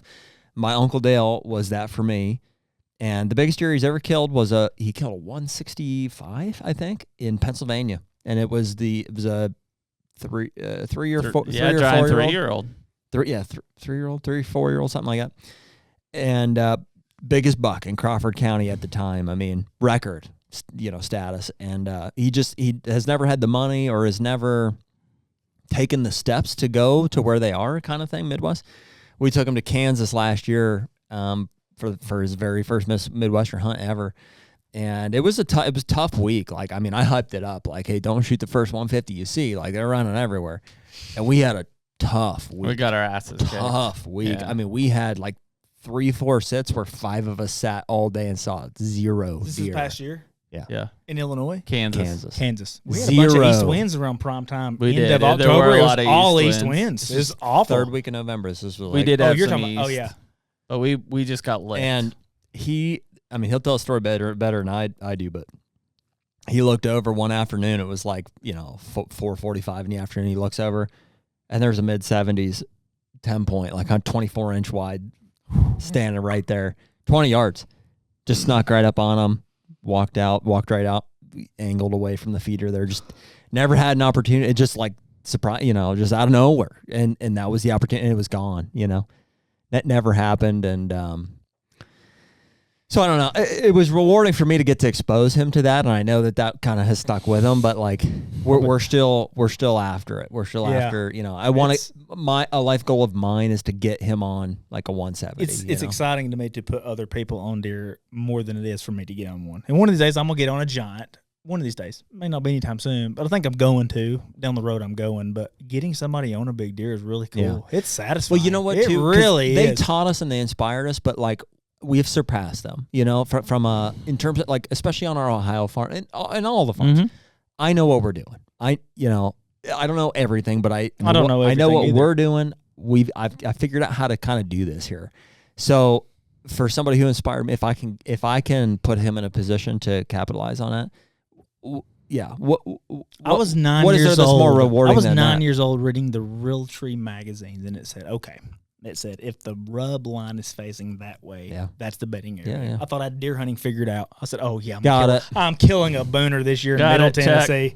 Yeah, no, it evolves every year. Mm-hmm. Well, that's it. I mean, it's just years in the woods, and hunting, as a whole, deer hunting especially, has just evolved. I mean, look at all the technologies that we have and information at our fingertips that, to your point, like, our dads, the only thing they had was, deer and deer hunting or whatever showed up in the mail. Like there were no resources. How much has trail cameras left big bucks on the hoof? How much has it put on your wall? How many times have you sat in It's probably 50-50. How many have you sat in Pennsylvania or me in Tennessee and said, okay, I'm waiting. So it's October 25th. They're pre-rut. They're starting to hit scrapes. After a big rain, I want to be there. But I'm going to wait till trail cameras light up before I head to Illinois on my little 5 to 8 day hunt. It don't happen till whatever. How many of those evaded your trail camera? How many big deer did you walk miss? Right behind. How many deer did you miss out on by just not saying, hell with it? I'm taking the 25th. I'm going to go up there on an early season hunt from the 20th to the 26th, and then I'm going to go back up for the rut hunt on the long weekend. How many deer have been left on the, what I mean, that you never know about? You're missing the point and how of much deer season at that point. Have you missed out on by most of it? This is coming from a dumbass that runs 100+ trail cameras. So I'm trying to play both. Us too. Devil's advocate. I'm trying to play both sides of this. So somebody says, "Oh, no." I've done both sides of it. I wake up in the morning, my eyes are still crusted. This morning, I woke up at 3:30 to make sure I was here for a flight on time, and literally it was like this, looking at trail camera pictures. I was like, okay, he's on a mineral. Yeah. I'm obsessed with it. Dude, I'm obsessed with it. People don't understand. But I would love to say one farm dedicated, no cameras. Mm-hmm. But I'm going to hunt it just as much as I do my farm with the target. If I have a camera picture, what would that season look like? What would that experiment look like? I think you can have as much fun with the cameras. You just really have to be disciplined about what they mean to you. The only part of the cameras that you won't have, and I mean, I don't know if you'll ever have, that is, to your point earlier, is that leaf crunches or that twig snaps and you turn and you just see rack for the first time, but you don't recognize them. That's true. Because right now, all three of us, when we turn and look, we know. Oh, yep, that's... where you think where the ceiling is. Yep. If it's that 173 with the sticker off the right but side. But if you have no cameras... I verified it. But if you don't have any cameras...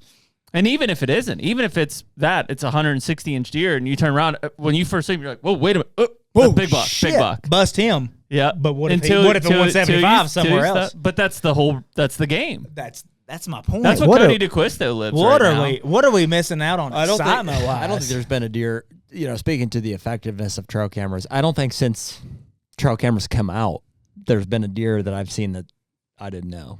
Which honestly is a flaw.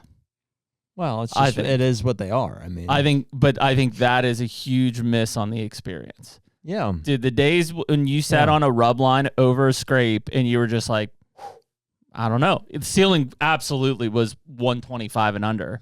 But I knew mentally, I knew that 150 was coming over the hill. Yeah, minimum 150 was coming over the hill. But I mean, that was the experience. And so when you saw antlers coming over, you're like, oh shit, big buck. It's 100. It's not even. It's 88 inch. It doesn't matter. But that didn't matter at the time. Your bow is in your hand. You're locked on. Versus now, I look and I'm like, oh, that's that 3-year-old 8. Yeah, you're now. I've got him immediately. I know, and I've already done all the analysis. Yeah, you already named that deer. That's Junior. That's Junior 8. He's 108-inch. And I'm not saying that that's not cool because seeing him in person is awesome. Cameras are unreal fun to watch. But it's a daily thing you can do year round. But the mystery of what comes over the hill, gone. And that was something that I don't think you could describe to people when my kids will never, my son will never, unless I've put him on it. And maybe I'll lease a farm and dedicate a farm to him with zero you don't cameras. have to tell him. He's logged into my Reveal he's app. in it, man. He's logged into my Reveal app. Kick him out. Yeah. He's got the login Kick him info. out. He sees Just everything. say, hey, I'll tell you. But that is my son works his ass off though. That is the piece. My son's not your typical 13-year-old. I mean, he's got his own little John Deere tractor. I put him up. He's got a 5-foot bush hog on his tractor. He bush hogged like 6 acres of standing corn the other day. It takes a long time on a 5-foot bush hog. I'll make him work. I mean, he's going to earn his buck. He's going to kill a buck this year if I have one, and he'll have earned it. Yeah. But, no, he's logged into my stuff. Yeah. So it's tough. That's challenging. It is tough. And like I said, I'm not saying that there's nothing wrong. I mean, it's the best management tool he's out logged there. into my stuff. What am I doing? I mean, change my password. All Germanize accounts are like shared accounts too. Yeah, I'm going to change my password. Yeah. But yeah, I mean, that is the stuff that most people just won't ever experience. It takes discipline, especially once the cat's out of the bag. Like for us to all say like, hey, we're going to turn off our cameras on farm A, B, and C. Good luck. Yeah, you can. Yeah, you cannot. At that point, you can say, "I can't fit my balls in a dump truck." It's just like because that's. Well, it's just like why? Because if you pose that to me, it's like, well, let's shut this off. I'd be like, why? Why though? For me, I'm like, and you say, well, it'd be because you're searching for something that you're not finding. You'd say, well, for the surprise of it, and I would say, yeah, but I'm getting way more enjoyment out of the constant monitoring. I like we get the small dopamine rush from seeing them every day. It's like I don't want to just see them once and be surprised. I want to see them every day and be affirmed. I mean, what about never seeing one picture and saying, God, we're going to Illinois. I don't have a clue if there's a 120 or a 220 in there. We're going up. We're spending 5 days. We're deer hunting on scrapes. We're doing it, and you just don't have a clue. Well, what situation? What was your mental? What situation would that have to? Well, we do that.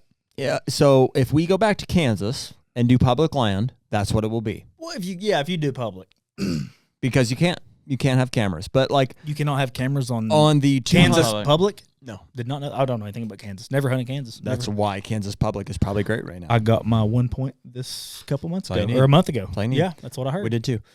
So like in Illinois, to me, I'm like, what point would that serve? It's like we are at this current moment, just facts. We already know the bucks that are there probably. Likely. So, and we already know where the good spots are. It's like not having cameras is not going to change our mentality around how to hunt this farm. The only changes that I would see is like 2 years ago in Ohio, I ran only SDs on that farm. I didn't do, and I don't have great cell coverage anyways, but I got rid of all the cell cams, only ran SD cameras. I killed that 5-year-old October 4th at 85 degrees. There's no way I would have hunted that deer had I run cell cameras because he was moving at dark.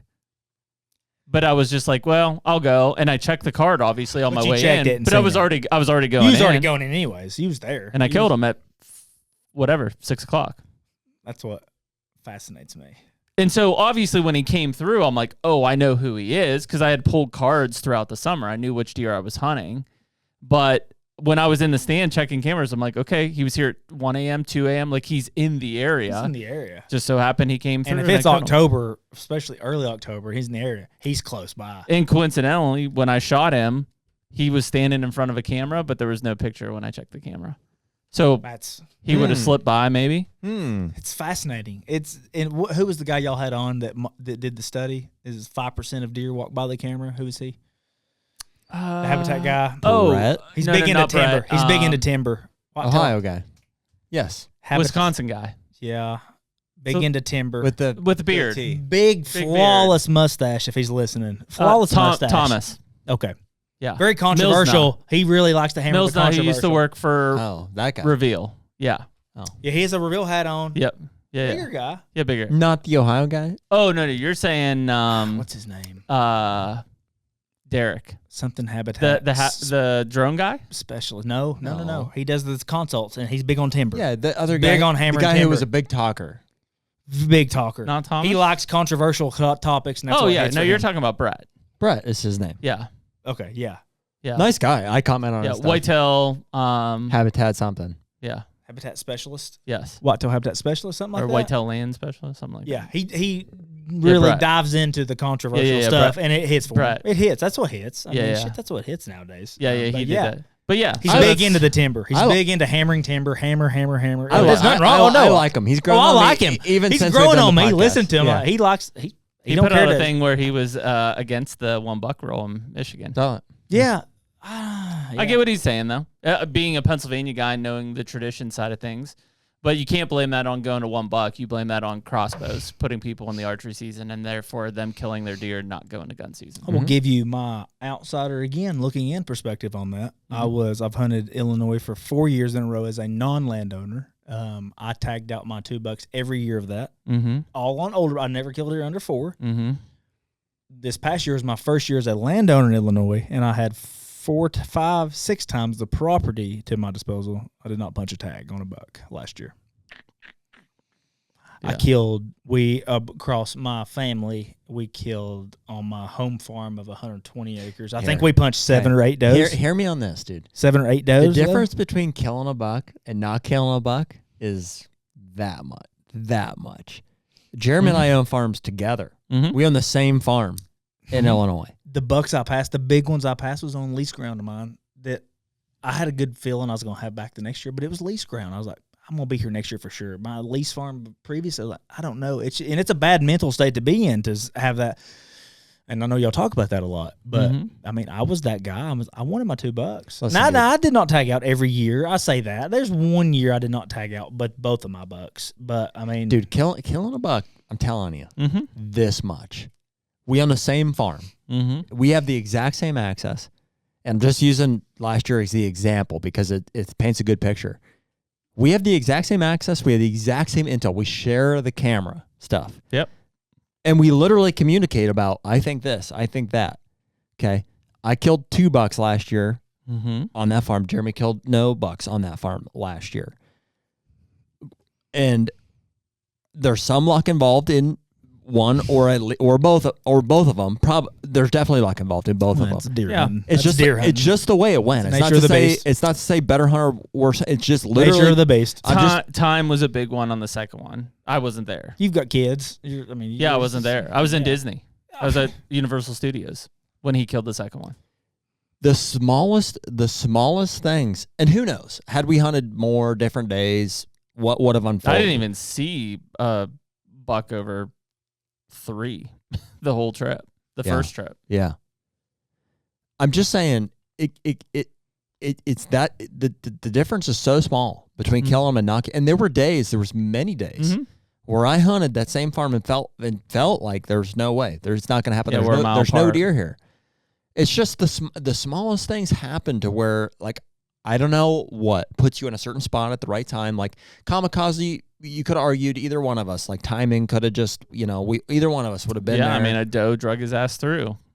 Otherwise, he probably would not have walked through there. And then a few days later, what are the chances that I set the same spot you had been sitting for the last 3 sits, and I happened to see the buck, this other 11 point come out of this ditch, which led to me coming back a week later and killing this other deer. It's just, it's hard. Like, that's the nuts and bolts of it. You can be on a farm that has big deer, but what translates to getting them killed, I mean, is time in the stand, obviously, and there's obviously some luck involved. See, and I don't know. I really don't know still even to this point, because it's not like I sat that stand for 3 days dark to dark like I'm going to kill this thing if I sit here long enough. There were definitely times midday where I'm like, I'm going to eat my granola sandwich here because, like, there's nothing on this farm for sure. Meanwhile, pretty sure he was bedded within 150 yards of me. Yeah, I mean, I think that's, and there's other things. Like, I think we would have killed 150 yards. We would have killed at least one of those bucks that we didn't kill had we hunted a week before we started the first hunt. Absolutely. The end of October. I think most of that heavy buck would have been dead, and 10 probably would have been dead too. I think most of our missed opportunities in Illinois, in southern Illinois, and I love that place. If I had not ended up in southern Iowa, that's where I would be right now. As a landowner, is southern Illinois. I'm not going to mention any county names. 10-1 better than where I was. Tell us after, it's fine. Yeah. But we would go. So the youth hunt in Illinois is around my birthday every year. So it's October 13th. It's my birthday. Mid-October. So we went up 2024 for the youth hunt for my son. That was the year I killed the 173.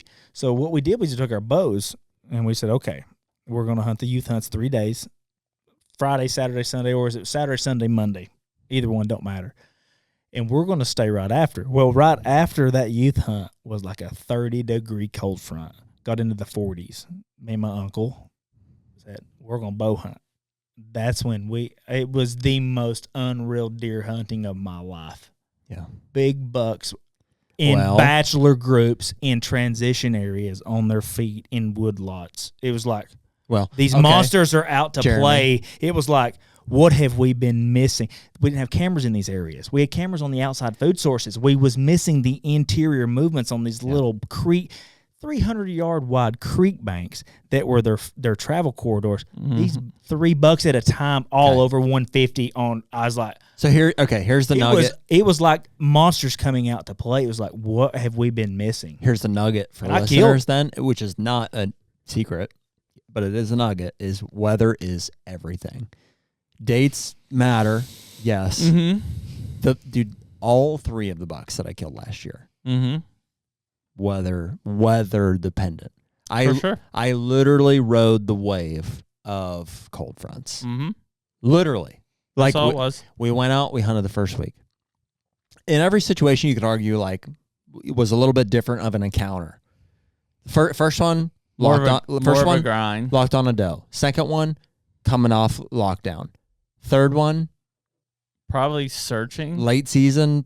Looking for a last rut searching. Yeah, grunted them in. Mm-hmm. All 3, though, weather dependent. First one, tail end of a cold front. Mm-hmm. Second one, tail end of a cold front. Mm-hmm. Third one, beginning. Rain front. Mm-hmm. Right before at the end of a warm front, right? In October? November. All November. November 1st. Jared only kills his bucks in November. Just November.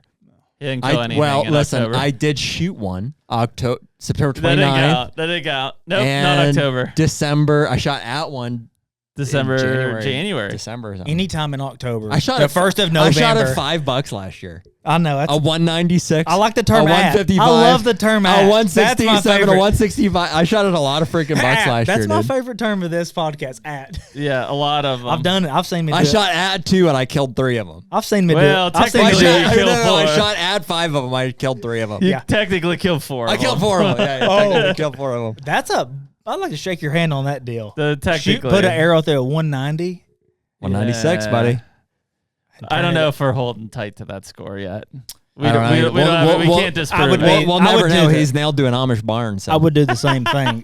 99% of deer hunters never in that conversation, though. I would do the same thing. I couldn't sleep at night, but I think you did the right thing. Yeah, you had to. Everything, I've heard everything, so we're not going to go over that. You've been over that in other podcasts multiple times. You did the right thing, in my opinion. Giving it to him? Excuse me? Giving it to him? Yeah. Yes. Is that what you mean? Yes, absolutely. It's a no-brainer. Never even crossed my mind. Never. It would have crossed multiple other deer hunters. Yeah, but for the real deer hunter, it would have been tainted. Yeah.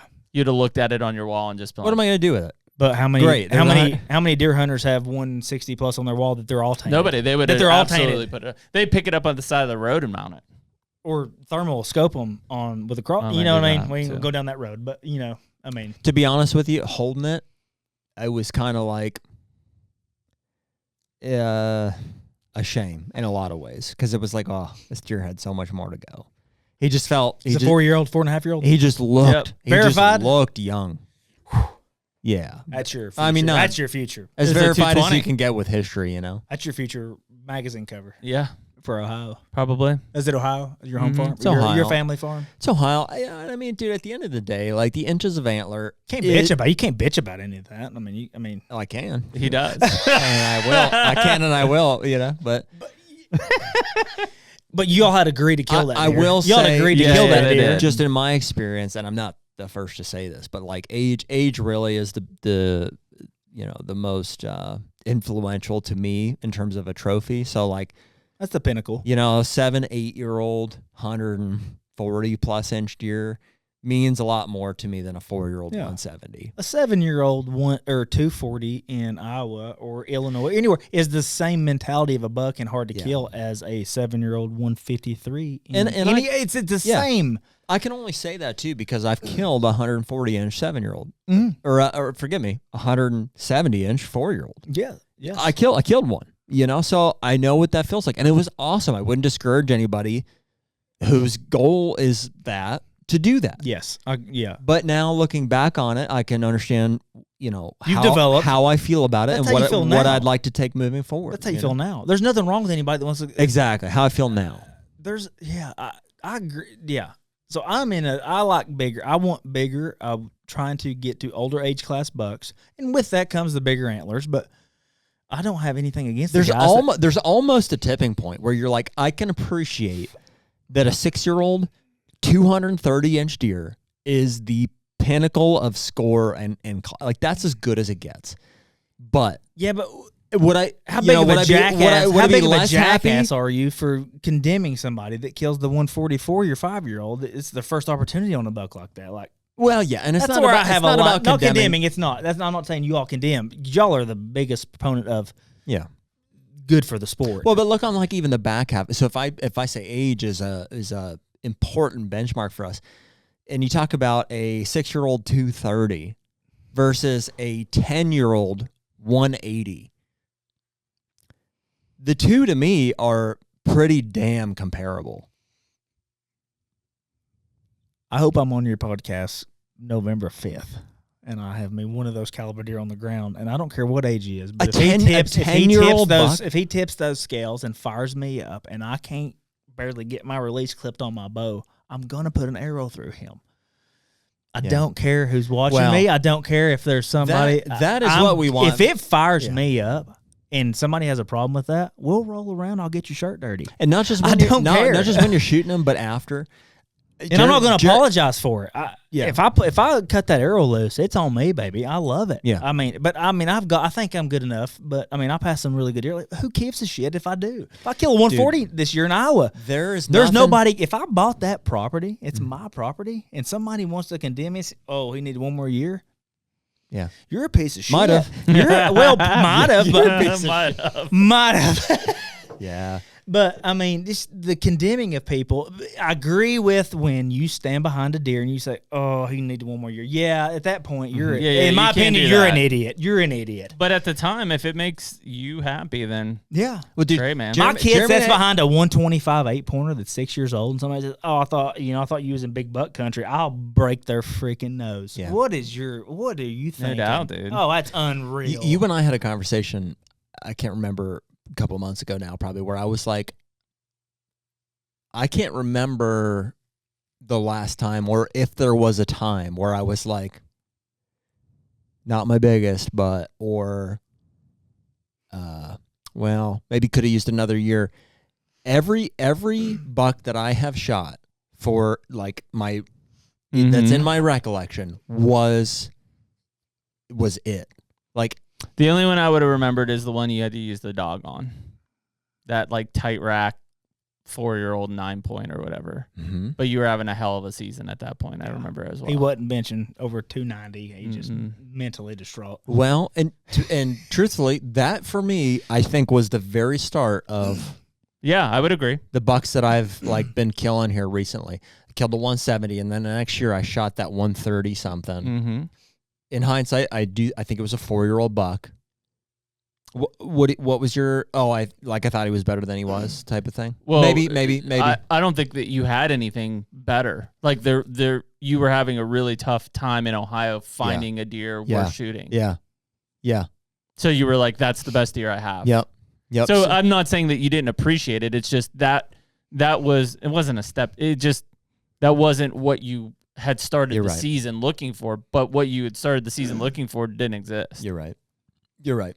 But then from there, yes.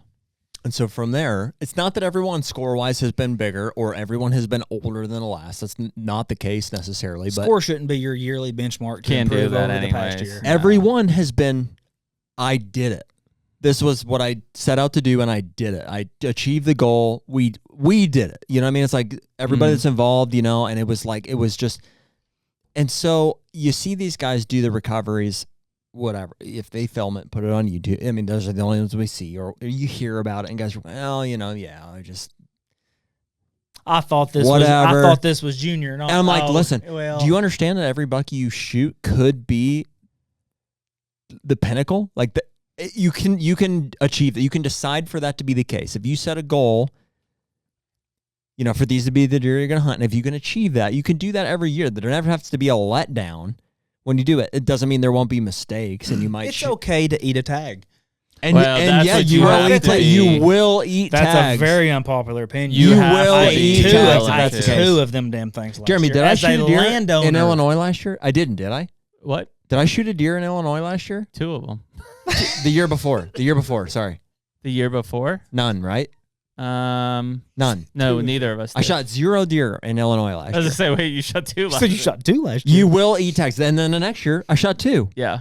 Feels good, though. You're like, okay, next year. Feels freaking great. I shot awesome. 3 bucks last year. Awesome feeling. It feels better. That's the very unpopular opinion. It feels better than shooting a deer that you don't appreciate.